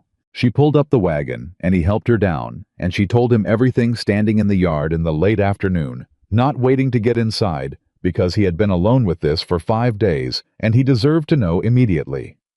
When she finished, he was quiet for a moment. Then he said, "You hired a lawyer." "We hired a lawyer." "With your bakery money?" "With our money." He looked at her. "Clara, if you say I shouldn't have, she said. "I'm going to tell you the same thing I told you about the ranch. This is ours. Both of it. The good parts and the fighting parts. So we hired a lawyer, and we're going to win, and that's where we are." He was quiet for another moment. Then he said quietly, "The boys came back." She stopped. "What boys?" "The ones from the yard, 3 weeks ago. The ones you saw." He looked toward the barn. "Came back Tuesday, just showed up. Older one asked if there was work." Clara felt something shift in her chest. "Is there work?" she asked. "I made some." He said it simply the way he said everything, as though it hadn't required any decision at all. "What are their names?" "Sam and Will Decker. Father's gone. Mother's the situation at home isn't good. They don't say it plainly, but you can read it." "You read it?" "Yes." She looked at him. "All right," she said. "Then we have Sam and Will Decker. They're sleeping in the barn loft. I hope that's—" "Of course it's all right." She moved toward the house. "Are they in there now?" "Yes." "Then I'll start supper for 4. She heard him exhale behind her, not loudly, just the small release of a man who had been holding something and found it was no longer necessary. She went inside and started supper. The week that followed was the most intense of her life, and Clara Bennett Hayes had not lived a soft life, so that was not a small thing to say. She made 3 more trips to the county record office, each time with specific targets. The additional documentation Thatcher had identified as necessary. The supplementary access records, the filing history on 2 adjacent properties she'd flagged in her notes. Edgar Sims had stopped being intimidated by her and had started being genuinely helpful, which she suspected had less to do with her and more to do with the fact that Sims was not a stupid young man and had started noticing the same irregularities she was finding, and the discomfort of that had apparently resolved itself into the direction of assisting her rather than the direction of reporting to anyone who might be associated with the irregularities. She sent 4 letters to Thatcher. He sent 3 back. She interviewed Edith Hatch and Tom Dawson on the same afternoon separately at the bakery she still technically owned in Coldwater Bluff, explaining that she needed written accounts of their experience of Gideon's character and being very specific about what useful testimony meant versus what was merely kind. Edith Hatch's account was 12 paragraphs long and included specific incidents and dates. Tom Dawson's was 2 paragraphs long and included 2 specific incidents and dates, and was Clara judged probably more useful because of its precision. She drove back to the ranch that evening to find Gideon and Sam and Will in the yard doing something to the north fence that she couldn't immediately categorize, and the older boy. Sam, 16, with Gideon's same self-contained quality, but younger and less finished, was listening to Gideon explain something with the focused attention of someone who has recently discovered that an adult is actually going to tell him the truth about how things work. She watched that for a moment from the wagon before she climbed down. Then she climbed down and called out, "Supper in an hour." Will the younger one turned around fast. He was 12 and had not yet developed the protective reserve of his brother. "What are we having?" "Beef stew and biscuits." "Real biscuits?" He said it with a very pointed look at Gideon. Gideon said without looking up from the fence post, "My biscuits are functional." "Your biscuits," Sam said carefully, "are an experience." Clara laughed. She heard Gideon make a sound that was not quite a laugh, but was in the same family. She went inside and made supper, and thought about the case, and thought about the 14-day window, and thought about Marcus Whitmore. And beneath all of it, she thought about what this house had been before she arrived. 1 man, this much silence, a dog, the occasional biscuit that apparently constituted an experience, and what it was now. 4 people around a table. A genuine laugh from a man who had nearly forgotten how. The sound of boys' voices in a yard that had never had them. She set the table and thought, whatever happens with Whitmore, this is already worth it. It was on the 11th day that Whitmore made his second move. Clara found out about it not from Whitmore directly, but from Edith Hatch, who appeared at the ranch on a Wednesday morning with the brisk purposefulness of a woman delivering urgent news in the most efficient manner possible. "He's been talking," Edith said before she was properly through the door, "for the past week, to anyone who'll listen, saying Gideon is a fraudulent owner, that he acquired the property through false representation, That the original deed was improperly filed because Gideon misrepresented his financial standing at the time. Clara felt something go cold. Is any of that in the formal complaint? No, it's not in any document. It's in conversations, at the hotel, at the feed store, at church. Edith looked at her steadily. He's not doing the legal work yet. He's doing the social work. He wants the county behind him before the proceedings start, so that even if you win in court, the community has already decided. Clara absorbed this. He's trying the jury before the trial, she said. Yes. She thought about it for 60 seconds fully and completely, in the way she thought about everything. Then she said, who heard him specifically? Who was in those conversations? Edith gave her names. She had her coat on and was in the wagon within 15 minutes. Gideon caught her at the yard gate. Where? Town. I need to talk to people before their version of the story gets too settled. She looked at him from the wagon seat. Stay here. Don't go into town until I'm back. If you ride in right now while he's been spreading this, it's exactly the image he wants. Big, threatening, reactive. That's the story he's building. She met his eyes. Let me go first. His jaw was tight. Gideon.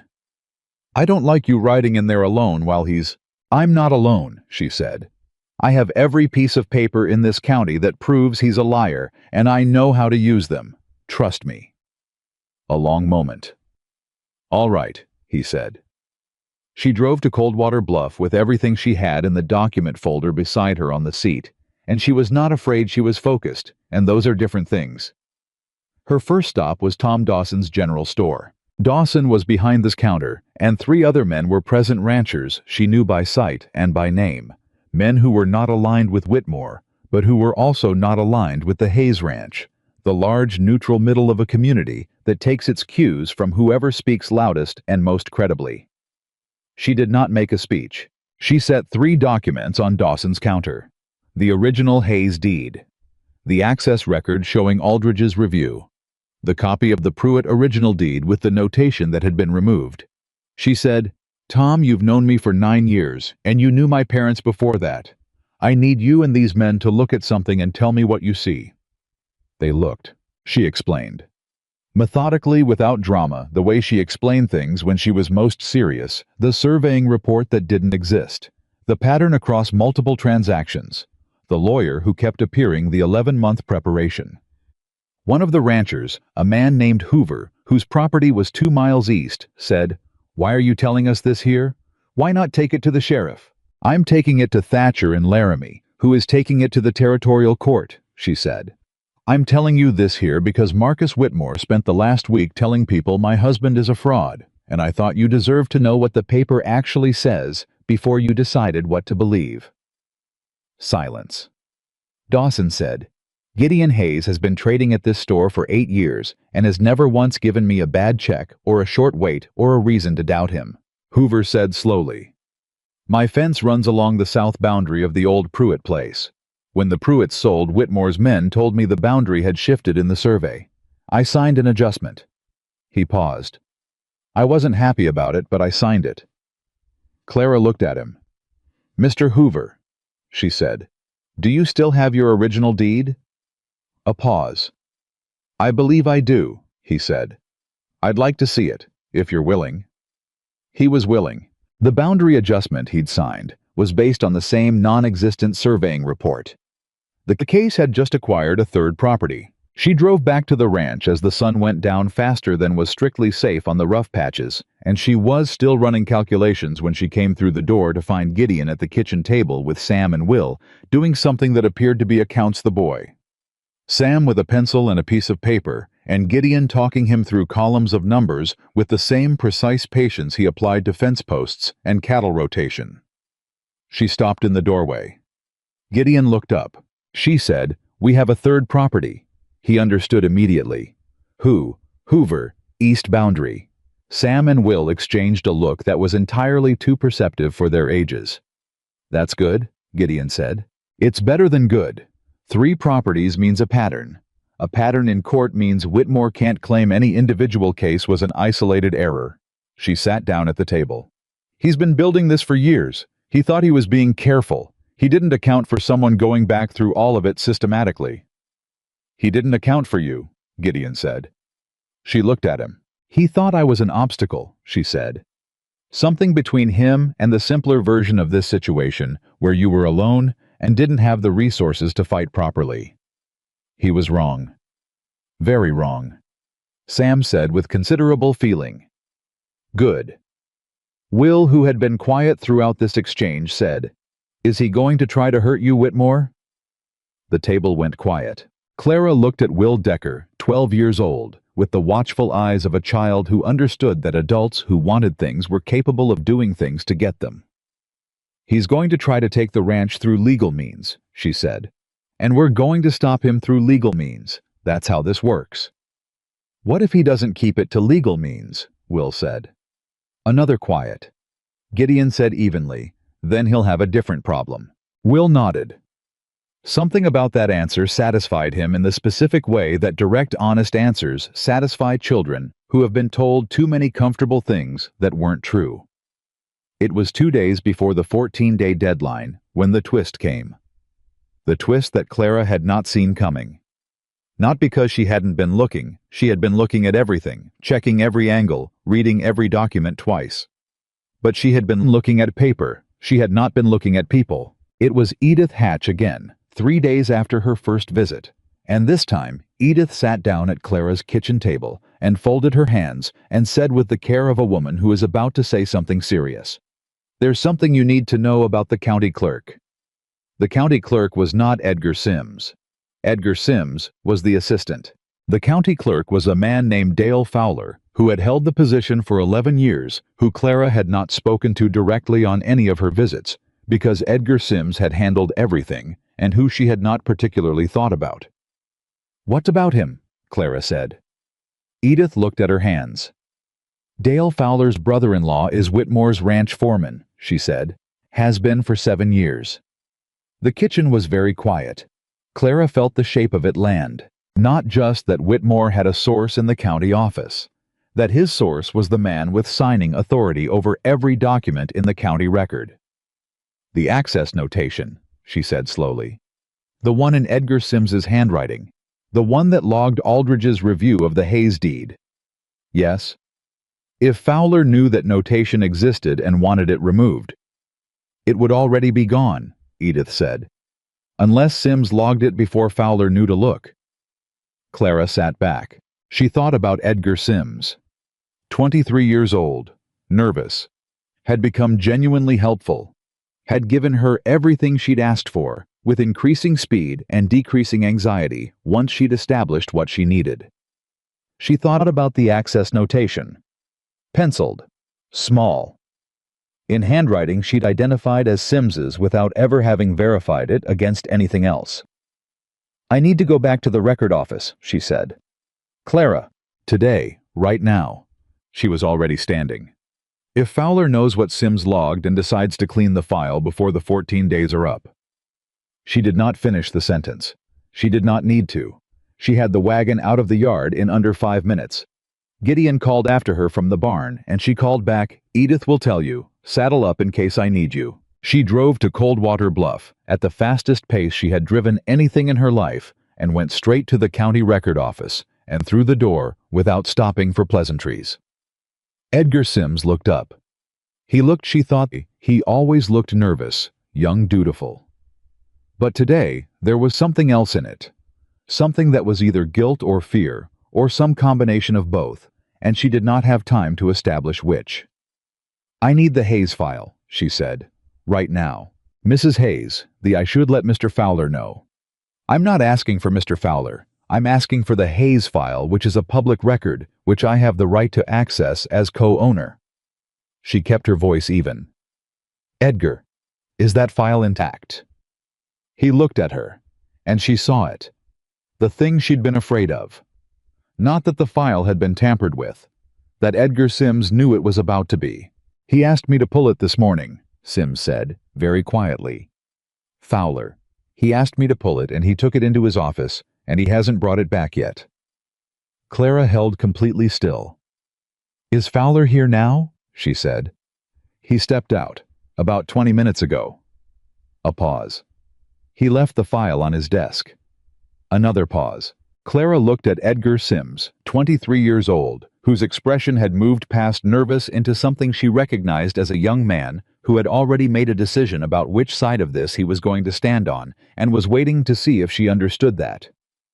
"Edgar," she said, "if anything in that file has been altered, that's a crime. You know that." "Yes, ma'am."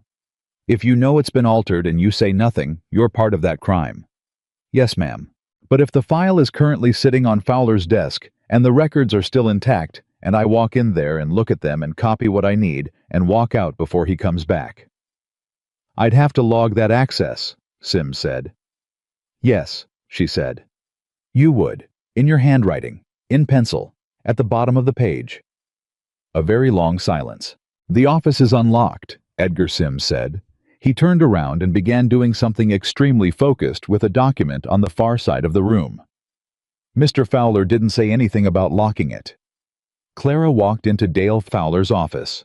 The Hayes file was on the desk. She opened it. The access notation was still there. She copied every word of it, every number, every letter of Aldridge's name. She copied it twice on 2 separate pieces of paper, and she noted the date and the format and the precise location on the page, and she was done and out, and the file was back on the desk in 7 minutes. She came out of the office. Sims was still at the far side of the room, still focused on his document. "I've made my access notation," she said. "Yes, ma'am," he said without turning around. "I logged it." She left. She was 2 blocks from the record office when Dale Fowler passed her on the street, walking in the direction she'd come from, not quickly, but with a man's intention visible in his stride. He glanced at her. She nodded politely. He nodded back, the reflex of a man who did not yet know what he'd missed. She kept walking. She did not run. She did not look back. She got to the wagon, and she sat in it for exactly 30 seconds. And then she made herself breathe one full breath in and out, the way she'd made herself breathe after Whitmore's visit to the ranch, when her hands were shaking and Bishop was on her feet. Then she drove. She was halfway back to the ranch when she heard hooves behind her coming fast. Her whole body tightened. Then she recognized the horse. Gideon pulled alongside her wagon at a canter and brought Sadie down to a walk matching her pace. "Edith told me," he said. "I got it," she said. "Both copies. The notation is intact and I have it." He looked at her. "You went in there alone," he said. "There wasn't time for anything else." "Clara, I'm fine. I have what we need." She held up the 2 pieces of paper. "The notation. 2 copies. In my handwriting. Dated today. And Sims logged my access, which means there's an official record of the state of the file as of this afternoon." He rode beside her for a moment. Then he said, "Fowler went back into the record office right after you left. Edith saw him go in." "I know. Whatever he was going to do. He's too late," she said. "We have it. Thatcher has it by tomorrow morning." Gideon rode beside her for another moment, matching the wagon's pace. "When this is over," he said, "I'm going to fix the second rough patch on this road." She looked at him. "You said that before," she said. "I mean it more now." Clara faced forward. The ranch was ahead of them. Behind them, in a county record office in Coldwater Bluff, a 23-year-old clerk named Edgar Sims was logging an access notation in careful pencil, and Dale Fowler was opening a file to find exactly what he'd left in it. And somewhere in a well-appointed office, Marcus Whitmore was about to receive news that the woman he'd dismissed as a baker's wife had just taken something from directly under his hand. But that was behind them. What was ahead was the ranch, and the 2 boys in the barn, and the evening coming down over Wyoming, and 14 days that had just become something Whitmore had not planned for. Thatcher arrived from Laramie on a Thursday. Clara had not told anyone he was coming, except Gideon, and she had told Gideon 2 days prior in the same quiet way. She told him everything important, directly without preamble at the kitchen table over coffee, when the boys were out in the barn, and there was no one to overhear, and no reason to perform anything other than what was true. "He's coming to review everything in person," she said, "before he files. He wants to see the Pruitts and Hoover while he's here, and he wants to see you." Gideon looked at her over his cup. "Me?" "You're the plaintiff.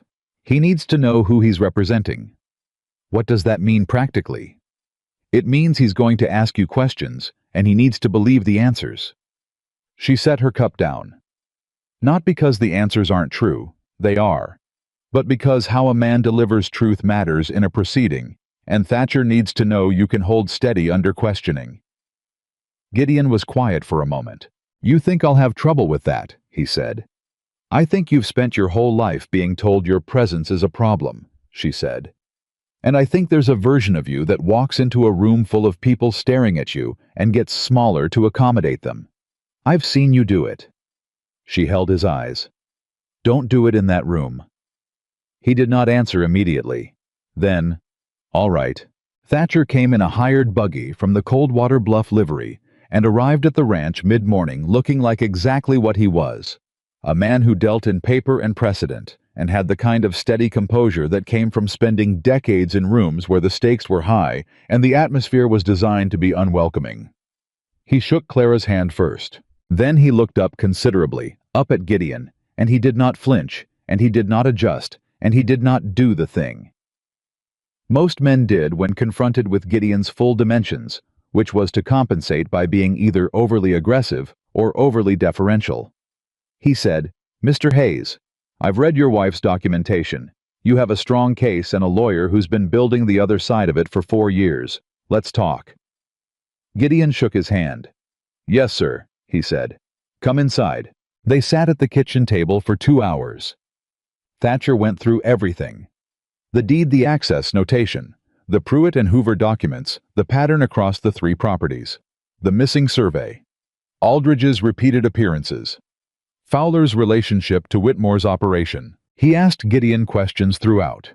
How he'd acquired the property, what he'd been told at the time of the original filing, whether he'd had a lawyer at the time of the deed, whether he'd had any direct dealings with Whitmore in the years since. Gideon answered each one in the same way. He did everything completely without embellishment, with the quiet precision of a man who had learned to be exact, because imprecision had cost him too much. He did not hedge. He did not minimize. When an answer was complicated, he said so, and then gave the complicated answer anyway. Thatcher took notes. At the end of 2 hours, he closed his notebook. You're a good witness, Mr. Hayes, he said. Gideon looked at him. Is that something people usually tell you? Clara said. No, Thatcher said. Usually I have to coach them for an hour before they stop trying to sound better than they are. Your husband just sounds like himself, which in my experience is considerably more persuasive. He looked at Gideon. When someone questions you in that proceeding, and Aldridge will, he's very good. Stay exactly where you are right now. Don't get bigger and don't get smaller. Just stay here. Gideon nodded. After Thatcher left for his meeting with the Pruitts, Clara stood at the window watching the buggy go down the road, and Gideon stood behind her, and she said without turning around, He's good. Yes, Gideon said. We have a real chance at this. We do. She turned around. Are you scared? She said. She had asked him this before the evening after Whitmore's ranch visit, and he had answered her honestly then, and she expected he would now. Of the proceeding, no. He paused. Of what happens to you if it goes wrong? Yes. It's not going to go wrong. You said that before. I meant it both times. He almost smiled. She thought about the man she'd married, the man the town had constructed from fear and ignorance, the violent brute, the dangerous giant. And she thought about the man standing in front of her, who was afraid of what might happen to her, and not of what might happen to him. And she thought that the distance between those two men was the entire distance between what people said and what was actually true, and that the town's failure to close that distance had cost Gideon 8 years of unnecessary loneliness. She did not say any of this. She said, The boys need supper. He said, I'll get Sam to help with the cattle before dark. They went back to the work of the day, because the work of the day continued, regardless of what was coming, which was something the frontier had taught both of them long before they'd met each other. The proceeding was set for a Monday 10 days out. In those 10 days, 3 things happened that Clara had not planned for. The first was that Edgar Sims resigned from the county clerk's office. She found out from Edith Hatch, who found out from the Methodist minister's wife who had it from someone at the hotel. Sims had handed in his position on the Friday after Clara's visit to the record office, giving no public reason, and had left Coldwater Bluff entirely, which people were discussing with the particular avidity they devoted to departures that seemed to require explanation. Clara heard this and felt two things simultaneously: concern for what it meant and respect for what it cost him. She said to Gideon, "Sims knew what Fowler was going to do to that file. He couldn't stop it, and he couldn't stay and watch it happen, so he left." "Or Fowler told him to leave," Gideon said. "Either way, he's gone. Which means the access notation he logged, the one confirming the file was intact, when I reviewed it, is now logged by someone who is no longer employed by the county, and who Fowler cannot instruct to alter it after the fact." Gideon absorbed this. "That's actually better for us." "It's considerably better for us, yes." She wrote to Thatcher that evening. The second thing was Will Decker. Will was 12 and had been living in the Hayes barn loft for 3 weeks now, and he and Clara had developed a specific and unsentimental understanding of each other that was built on the fact that they were both people who watched carefully and said less than they knew, and had learned not to expect adults to volunteer information. He found her at the kitchen table on a Tuesday evening when Sam and Gideon were still outside, and he sat down across from her with the deliberate directness of a child who has decided to say something and intends to say it. "The man who's taking your ranch," he said. "Whitmore." She looked up from her papers. "Yes, he has a man who comes into town on Saturdays. Big man, blonde, rides a gray horse. He's been asking around about Mr. Hayes." Will held her eyes steadily. "Asking about what kind of man he is, whether he loses his temper, whether he's ever threatened anyone." Clara was very still. "How do you know this?" "Sam and me, we know people in town. Kids. Kids go places and hear things and adults don't notice because we're kids." He paused. "This man talked to 3 people we know about. Asked if Mr. Hayes had ever scared anyone. Used threatening language. Put his hands on anyone." She looked at him. "What did the people he asked say?" she said. "Mostly that they didn't know.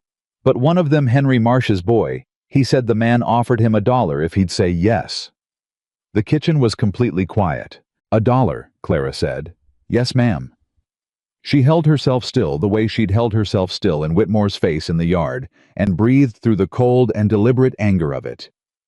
"Will," she said, "would Henry Marsh's boy be willing to tell someone official what that man offered him?" Will thought about it. "If you asked him," he said. "He'd tell you if you asked him. He wouldn't tell most people because he'd be afraid.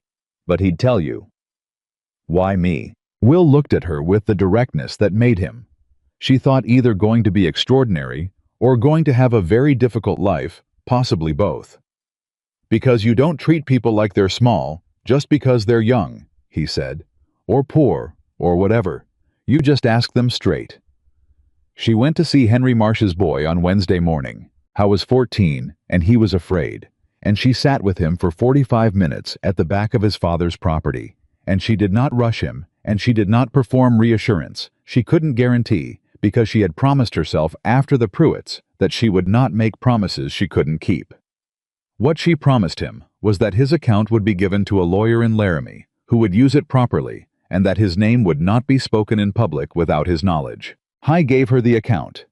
She added it to the file. The third thing was Whitmore himself. He came to the ranch on the Thursday before the Monday preceding, and this time he did not come when Gideon was absent. He came when Gideon was in the yard. Clara was at the window when the horses came up the road. Whitmore and 3 men, 4 horses moving with the unhurried confidence of someone who believes the situation is already resolved. She was at the door before they reached the gate. Gideon was at the fence. He did not move toward them. He stood where he was, the full height of him, the full breadth of him, completely still, the way he was still when he was most contained, and he let them come to him. Whitmore dismounted.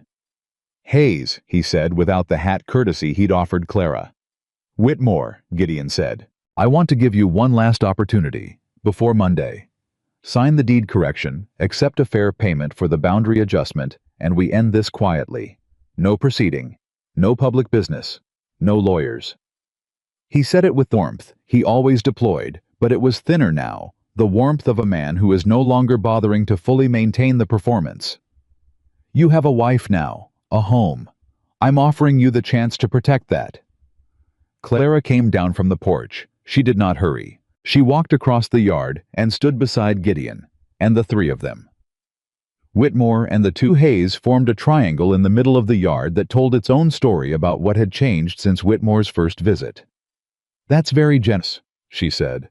"We decline." Whitmore looked at her. The warmth went another degree thinner. "Mrs. Hayes, I've sent James Thatcher of Laramie a complete package," she said. "The Hayes deed, the Pruitt deed originals versus the filed copies, the Hoover boundary adjustment, the access record of Aldridge's review of our file 11 months ago, the testimony of 3 witnesses regarding your representative's attempt to solicit false statements about my husband's character." She held his eyes. "We're not signing anything. And I'd suggest that before you have a conversation with Aldridge about what happens when a fabricated surveying report that's been cited in multiple filings is found to not exist in any county record in the territory." Whitmore was still. Behind him, one of his men shifted on his horse. "You've been busy," Whitmore said quietly. "Yes," she said. "I have." A long pause. "This will not go the way you're expecting," he said. He said it without the warmth, without the performance, without anything but the flat assessment of a man who has been doing something for a long time and does not believe it will stop working now. "No," Gideon said, and his voice came from directly beside her, even and low and absolutely certain. "It won't." Whitmore looked at him, and Gideon looked back. And in that moment, Clara understood something she had been assembling in pieces since the wedding, since the corral gate, since the kitchen table, since the boys with the biscuits, since every evening on the porch and every morning in the barn. The man the town had made into a monster was the calmest person in this yard. He was not performing calm. He was not containing rage and calling it calm.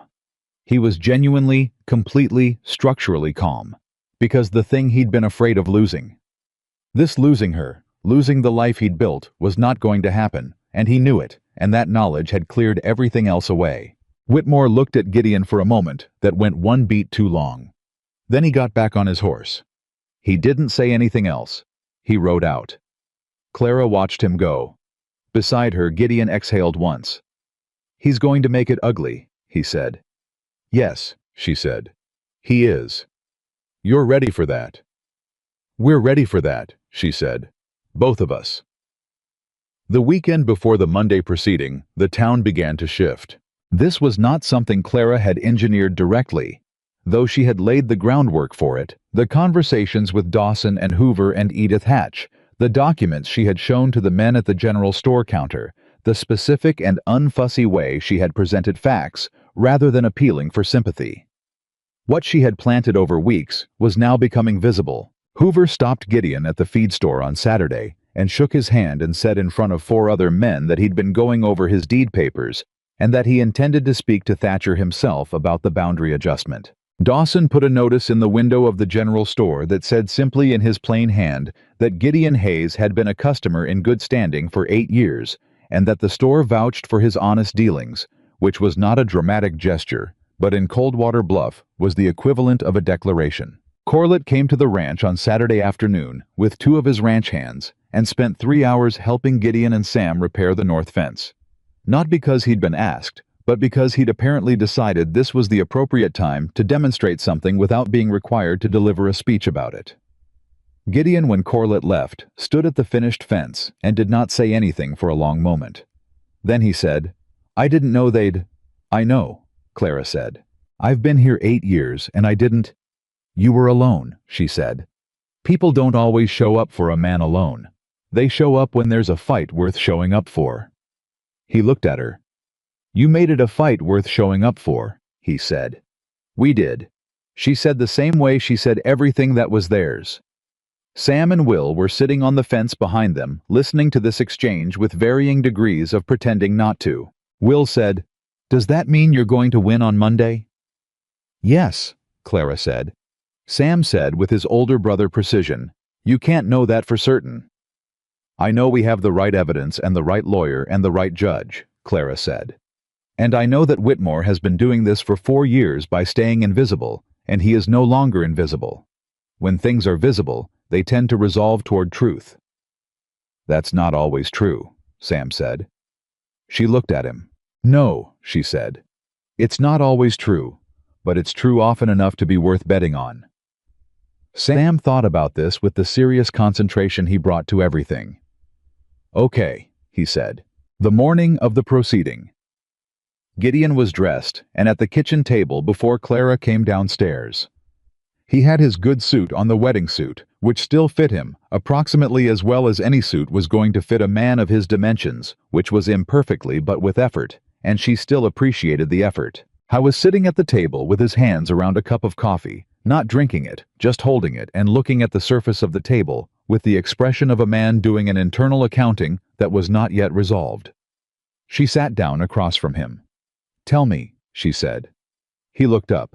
"I keep thinking about the first time I filed this deed," he said. 8 years ago.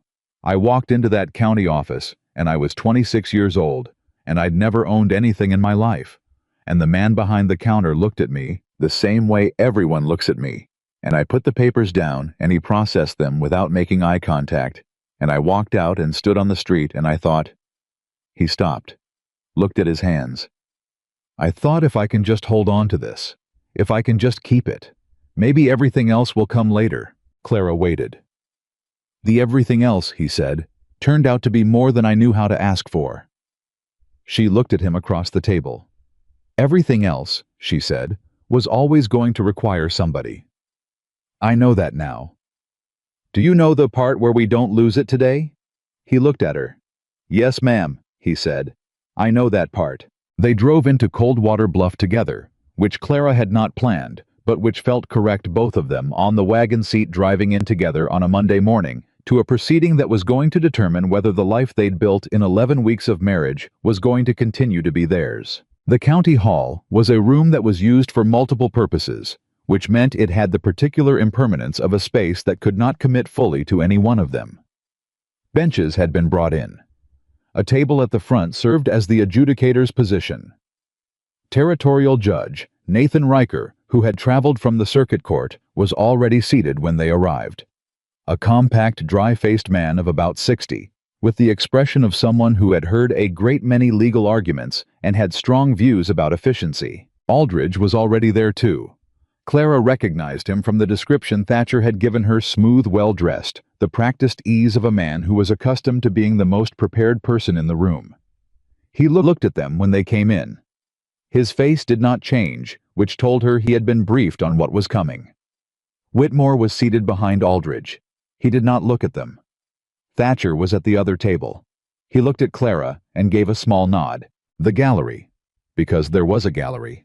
Because in a small county, a proceeding like this was not a private matter, was fuller than Clara had expected. Hoover was there. Corlett. Dawson. Edith Hatch. The Pruitts. Gerald Pruitt caught Gideon's eye as they sat down and gave him a single nod. The nod of a man who has decided something and is not going back from it. Gideon nodded back. Judge Riker called the proceeding to order at 9 in the morning, and it was immediately apparent that he was a man who had no patience for theater, which meant the first 40 minutes were the procedural establishment of the dispute, and the documents which Clara had been through so many times she could have recited them, and which Aldridge presented with the smooth professional competence she'd expected. Then Thatcher responded. He was not smooth. He was precise, which was better. He laid out the case the way Clara had assembled it, in order from the foundational document forward, each piece connected to the next. The pattern made visible by the accumulation. The picture assembled from the fragments until the whole of it was legible to anyone paying attention. Riker paid attention. Aldridge objected 3 times. Riker sustained 1 objection and overruled 2. When Thatcher presented the access record, the notation showing Aldridge's review of the Hayes deed 11 months prior, which Aldridge had not disclosed, which Aldridge was now attempting to explain as routine and coincidental. Riker looked up from the document and looked at Aldridge with an expression that Clara identified as the look of a man who has found a thread he intends to pull. "Mr. Aldridge," Riker said, "you reviewed this deed 11 months ago." as part of a general surveying. The surveying report you cite does not appear in the county record. These documents are sometimes filed separately. I'm aware of how they're filed, Counselor. I'm asking you where this specific one is filed. Silence. Not a long silence. Aldridge was too good for a long silence. He moved to his next point with a professionalism that Clara reluctantly admired even as she was fighting him. But Riker had the thread. He did not let it go. The twist arrived at 11:15, which was not where Clara had expected it. Aldridge called a witness. The witness was Dale Fowler, the county clerk. Clara felt Gideon go still beside her, and she put her hand on his arm once briefly, which was not a signal to be calm. He was calm, but a signal that she had seen it too. Fowler took the position at the front of the room, and Aldridge walked him through a testimony that was carefully constructed that the Hayes deed had an irregularity in the Northwest notation, that this was a clerical matter that had come to the county's attention through routine review, that the county clerk's office was prepared to certify the disputed survey's existence based on historical record. Certify its existence. Based on historical record. Clara understood immediately what that meant. They had created a record.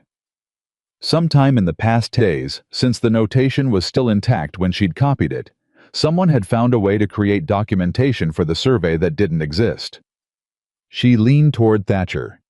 "He's going to produce a document," she whispered. "In the next 5 minutes. Watch for it." Thatcher looked at her. She held his eyes. He turned back to Aldridge and Fowler. 4 minutes later, Aldridge produced the survey. It was a single-page, clean and official-looking, with a county seal and a date from 3 years prior. The date was before any of the transactions in which it had been cited. The gallery murmured. Riker held out his hand for the document. Thatcher was on his feet. "Your Honor," he said, "I'd like to examine that document." "You'll have your opportunity," Riker said, still looking at the survey. He looked at it for a long time. Then he said, "Mr. Aldridge, who prepared this document?" "The County Surveying Office, Your Honor, 3 years ago. And it wasn't entered into the public record at the time of preparation.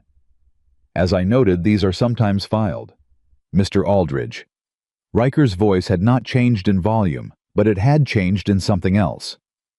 "I have been on this circuit for 19 years. I have reviewed a considerable number of survey documents. This one was not prepared 3 years ago." The room went very quiet. "The paper," Riker said simply. Clara heard Gideon's breath next to her. She understood what Riker had seen. The paper was wrong. New paper. Not 3-year-old paper. Not the yellowed-handled quality of a document that had existed in a county file for 3 years. New. Clean. The kind of new that was unmistakable to anyone who had spent 19 years handling old documents. Aldridge said, "Your Honor, I can assure you." "Sit down, Mr. Aldridge." Aldridge sat. Fowler at the front of the room had gone a color that was not compatible with well-being. Riker looked at the document for another long moment. Then he looked at Thatcher. "Counselor," he said, "I believe you have something to present regarding the pattern of these filings." "Yes, Your Honor," Thatcher said. "I do." He presented it. He presented it the way Clara had assembled it piece by piece, the pattern visible by accumulation, and Riker sat through all of it with the focused attention of a man who had found his thread and was following it to its end. Whitmore behind Aldridge did not move. He sat with the stillness of a man who is calculating and has not yet arrived at a conclusion he finds acceptable. But Clara was watching his hands. His hands, folded on the table in front of him, had tightened. She had not seen Marcus Whitmore's composure break all the way through this, not at the ranch, not in the yard, not in the county hall this morning. He was a man of substantial self-control, but his hands were tight. Riker called a recess at noon. In the recess, Clara and Gideon and Thatcher stood in the corridor, and Thatcher said, "The paper." Riker saw it immediately. "That's the case." "Will he rule today?" Clara said. "He might not rule fully today. But the injunction, the freeze on any action against your deed, he'll issue that today. That's what we need first. The full proceeding on Whitmore's pattern across the 3 properties will take longer." "How much longer?" "Weeks. Possibly a month." Gideon said, "The ranch is secure." With an injunction, yes, he can't touch the deed while the proceeding is active.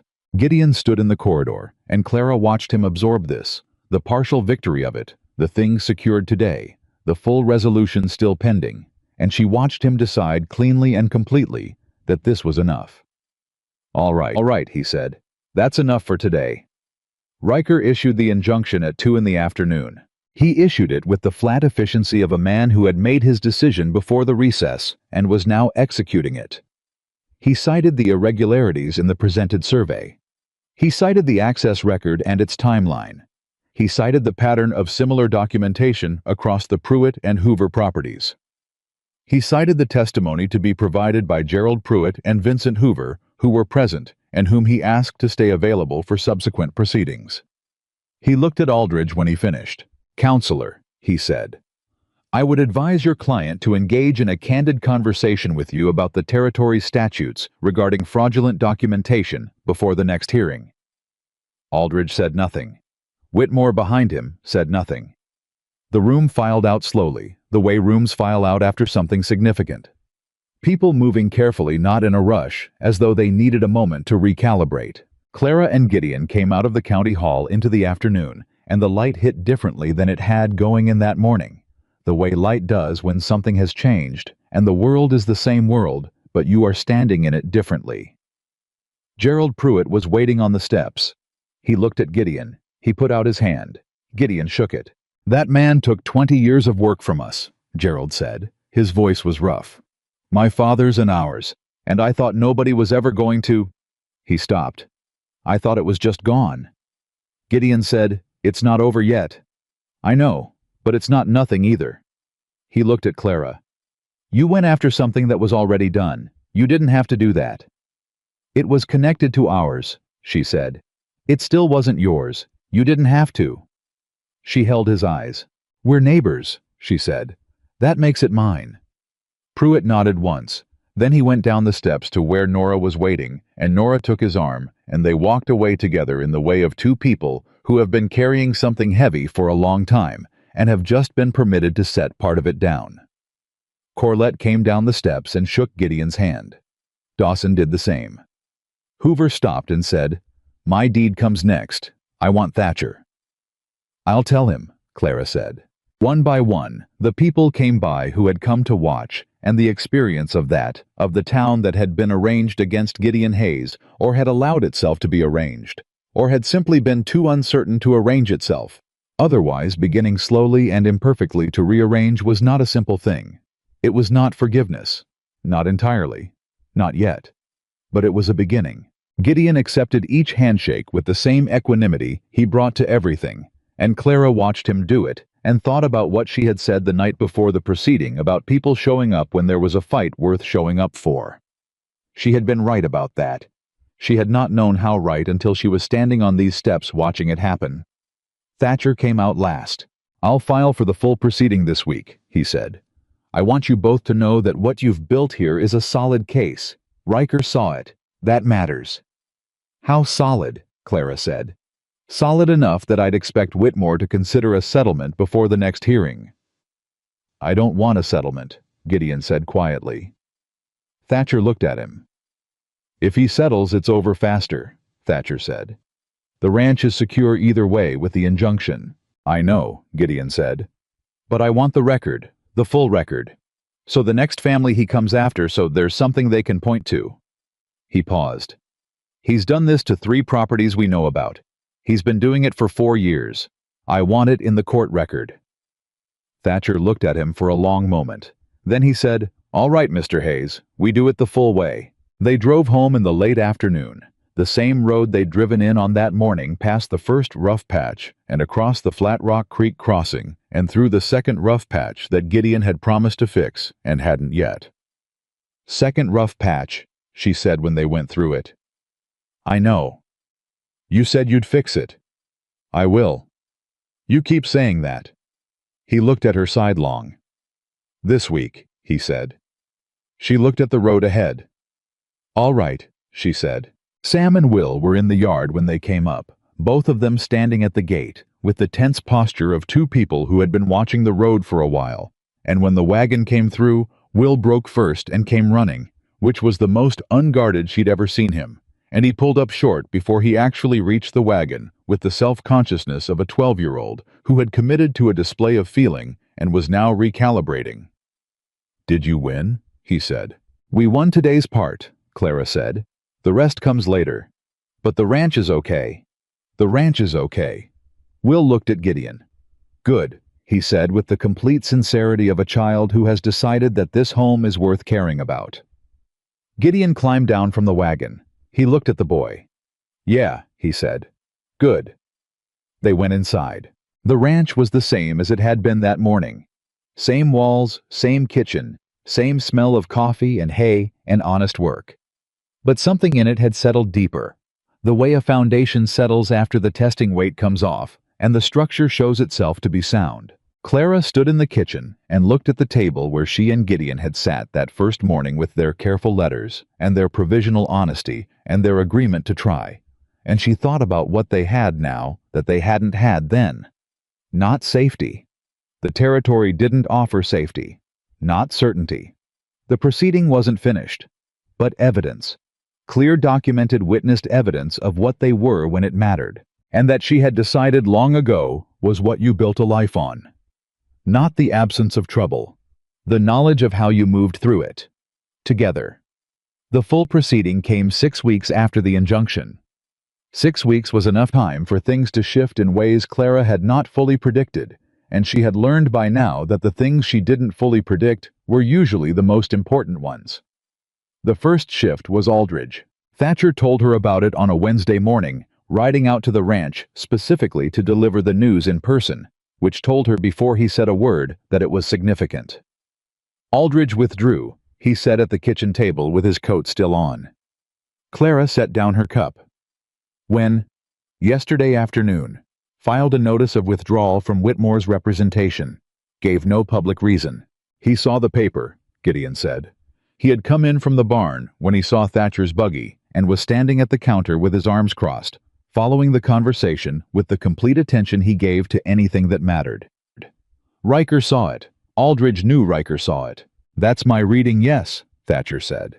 A lawyer of Aldridge's caliber does not attach himself to a proceeding where the judge has already publicly noted the irregularity of a presented document, not if he wants to keep practicing.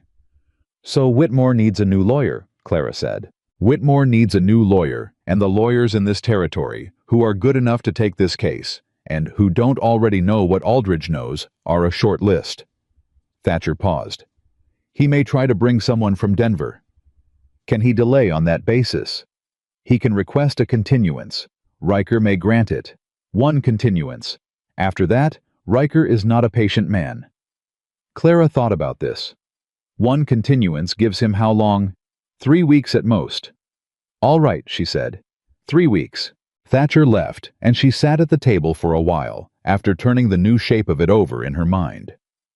Aldridge withdrawing was good. It meant the opposing case was weaker without him, but it also meant Whitmore was now cornered in a way he hadn't been before, and cornered men did things that open men didn't.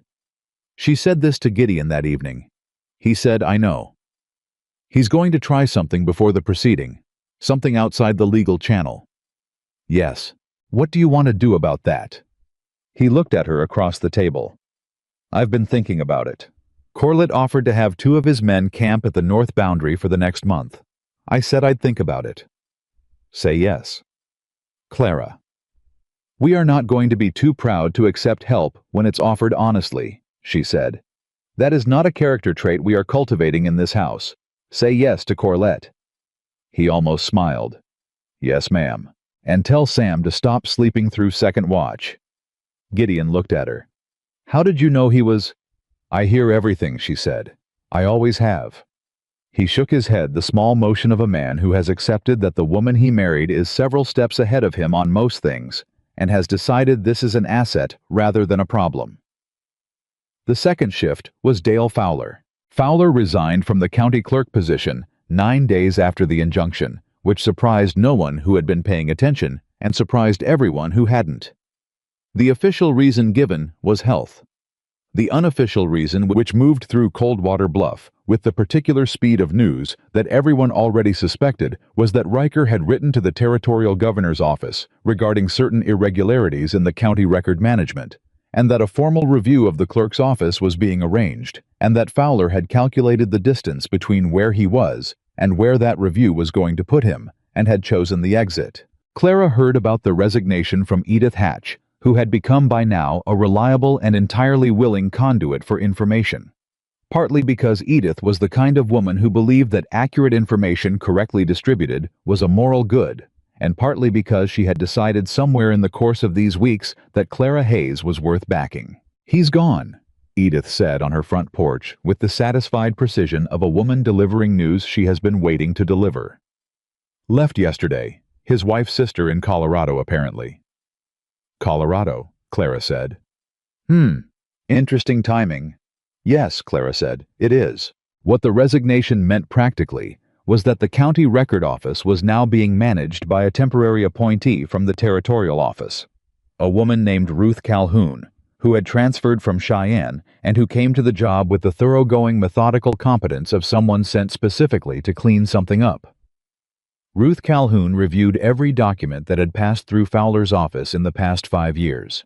Clara met with her on a Tuesday and answered every question she had directly, and provided copies of everything in her file, and Ruth Calhoun looked at her across the record office table with the expression of a woman who had seen a great deal of administrative misconduct and had a strong reaction to meeting someone who had done the work of uncovering it before the official review arrived. "You should have been a lawyer," Ruth said. "I'm a baker," Clara said. "It turns out the skills transfer."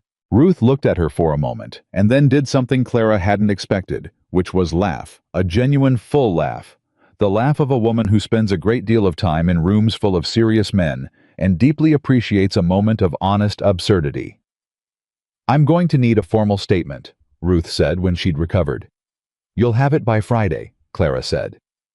The third shift was the town. This one was slower and less clean than the other two, because towns did not shift the way individuals shifted all at once, with a decision made and kept. They shifted the way weather shifted gradually and unevenly, with patches of the old condition persisting longer than you expected them to. But the direction of it was unmistakable. The day. Gideon drove into Coldwater Bluff to pick up wire at the feed store. 2 men crossed the street toward him rather than away. Not to say anything significant, just to nod the way men nod when they are acknowledging something without being required to explain what they're acknowledging. But they crossed toward him. The day. Clara went to the bakery she still technically owned. She had not yet decided what to do with it, had been letting it sit as a question. She didn't need to answer. Yet she found that someone had left a small bunch of early wildflowers on the step. No note.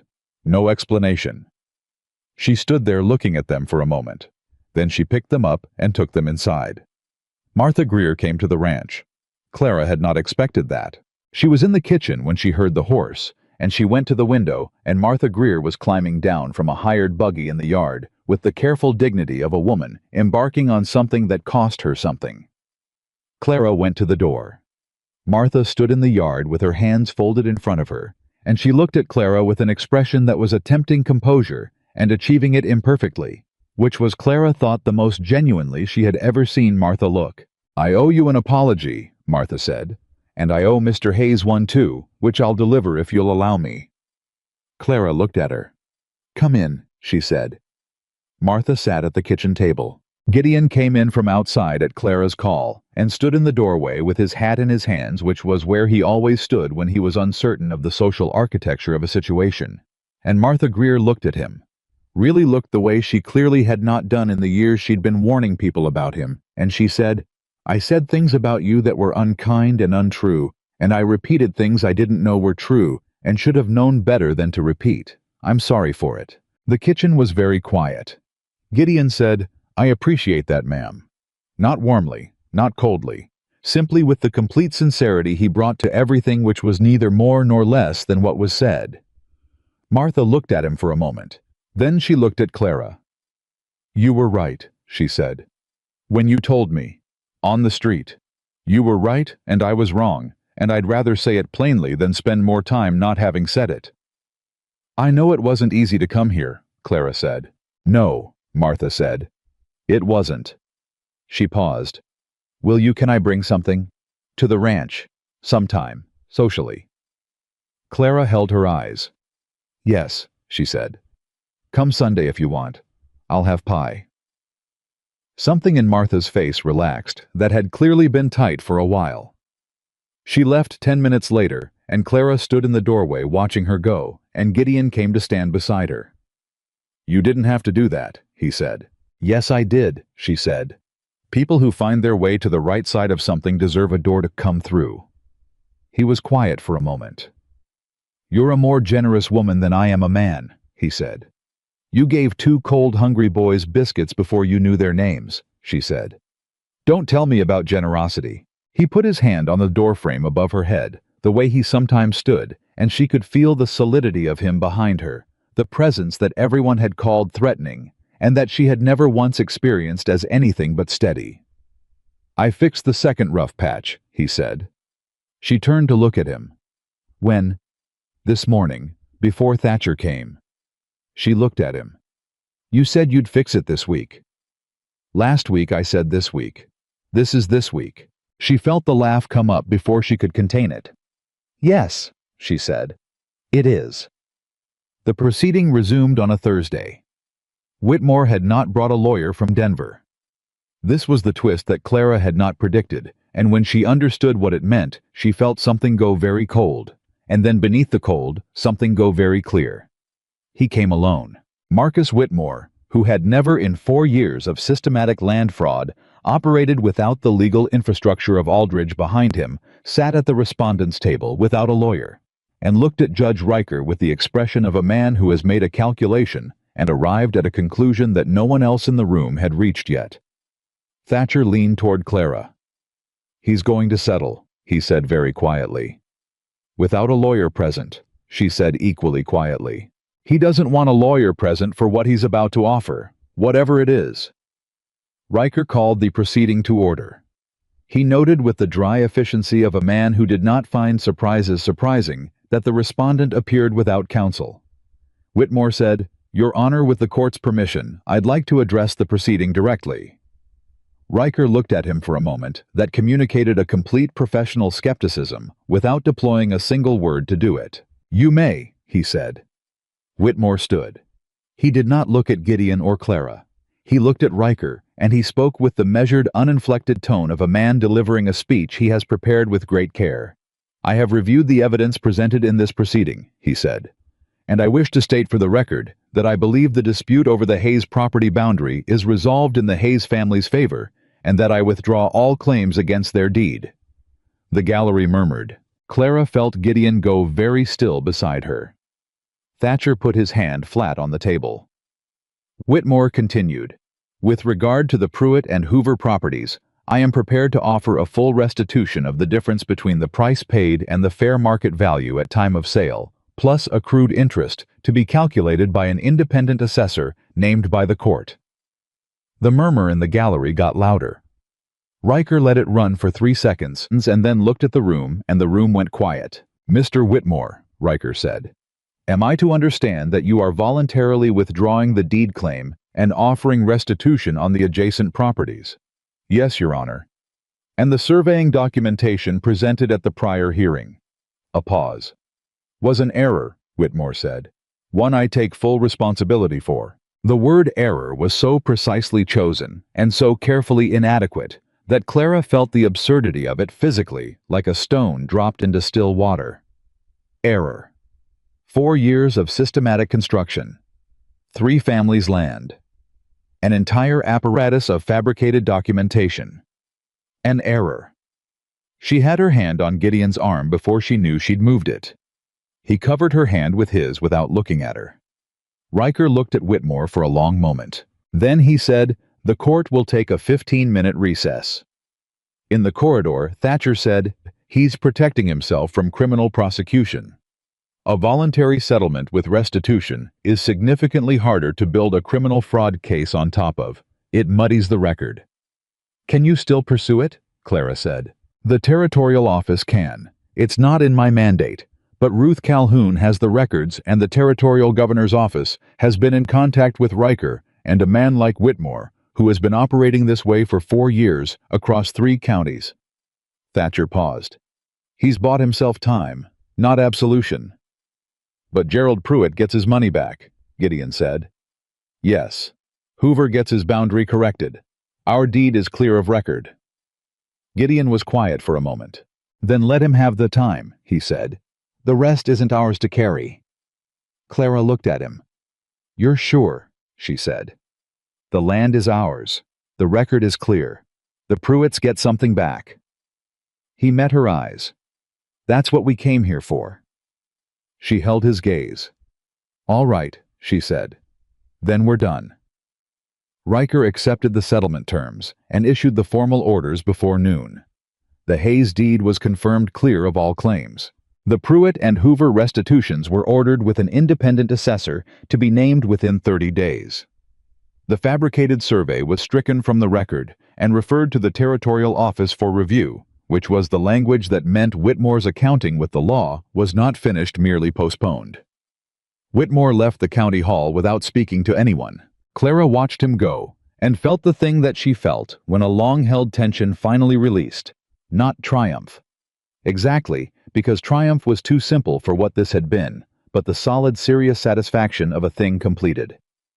Gerald and Nora Pruitt were in the gallery. Gerald was holding his hat in both hands, and he was not a man who showed things easily, but his jaw was working in the way jaws work when a person is keeping something in by main force, and Nora had both hands pressed over her mouth, and when the orders were read, she put one hand down and reached for her husband, and Gerald Pruitt, 60 years old with a bad hip, and 20 years of work taken from him, and given some portion of it back today, put his arm around his wife and held on. Clara looked at them and felt something move through her that she did not try to name.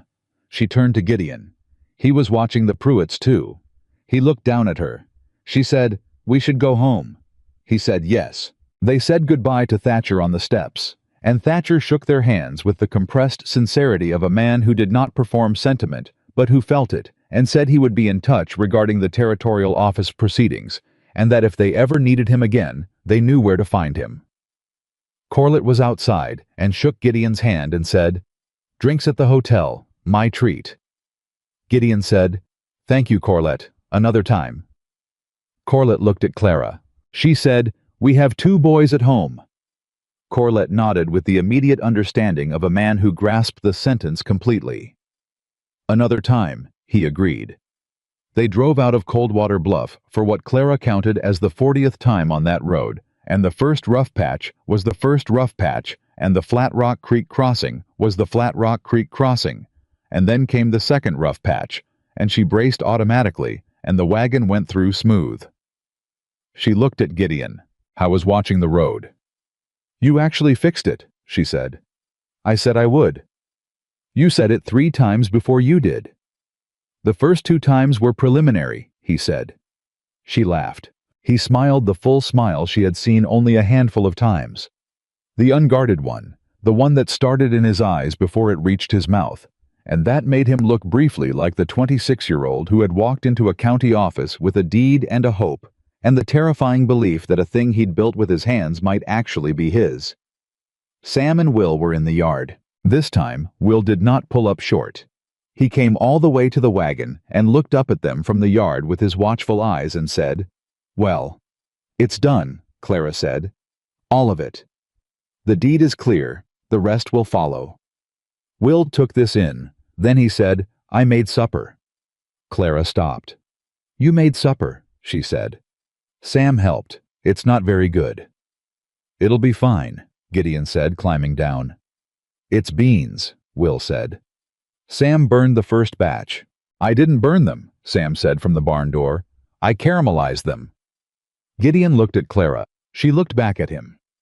The laughter came up from somewhere deep and real, and it caught them both at the same time, and it filled the yard, the way laughter fills a yard when it has been waited for and is finally permitted completely without reservation. Will looked between them with the satisfaction of a boy who had successfully produced a desired result, even if the mechanism wasn't entirely what he'd planned. They went inside. The beans were as advertised, not exceptional. Clara ate them without comment and said they were good because she had spent 9 years making bread before sunrise for people who didn't say thank you and had no objection to expressing gratitude when it was earned. And 12-year-old Will Decker standing at a stove because he wanted to do something useful was something that would be thanked properly. "These are good," Gideon said with the straightforward conviction of a man who had eaten his own biscuits for 8 years and had a calibrated standard. Sam looked at Will. Will looked at Sam. "Don't," Sam said. I'm not saying anything," Will said. They ate. After supper, the 4 of them sat on the porch. All 4 of them, which had become a thing that happened without anyone deciding it would happen. A pattern assembled from small repeated acts, the way all real patterns were, and Bishop arranged himself across Gideon's feet with his immovable commitment, and the evening settled over the Wyoming land in the long, slow way of summer evenings. Sam said from his seat on the step, "What happens now?" Clara looked at him. "What do you mean?" "With the ranch, with everything." He was looking at his hands the way he looked at things when he was asking something he'd been working up to for a while. "Will is going to say I'm asking something dumb." "I'm not," Will said. "The thing is," Sam said, "we've been here almost 2 months, and nobody said anything about—" He stopped. Clara looked at Gideon. Gideon looked at Sam.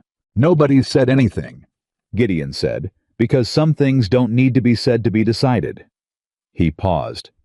"You're here. You're staying. That's what's happening." Sam looked up. "You don't have to."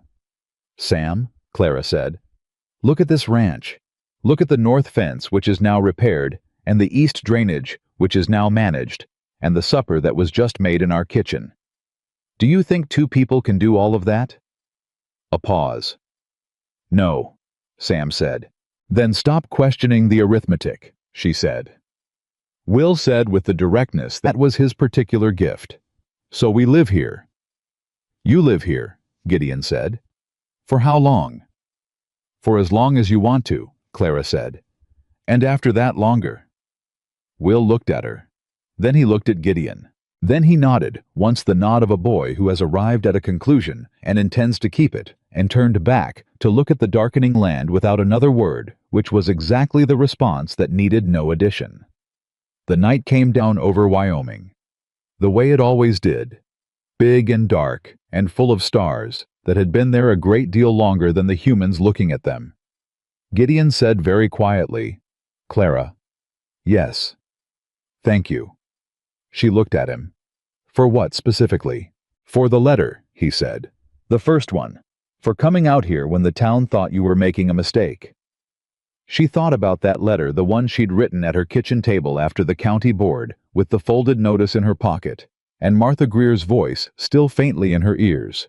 The letter that was not long and was not complicated, and had simply said, "I read your notice, and it was the first honest thing I'd seen in 9 years.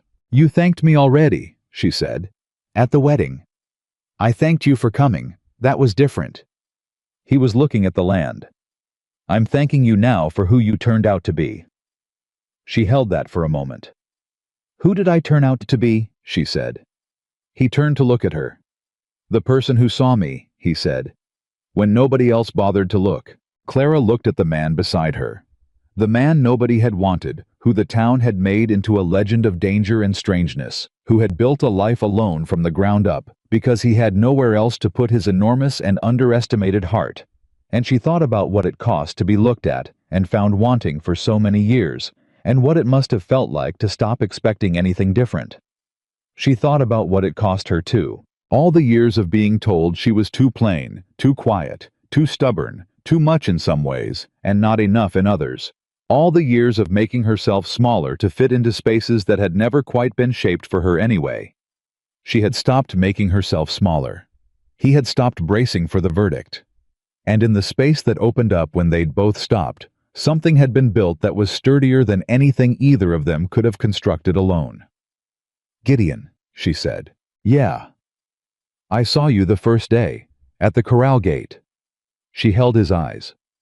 "I saw you then." He looked at her for a long moment. Then he said, "I know. That's why I fixed the bridge." She laughed.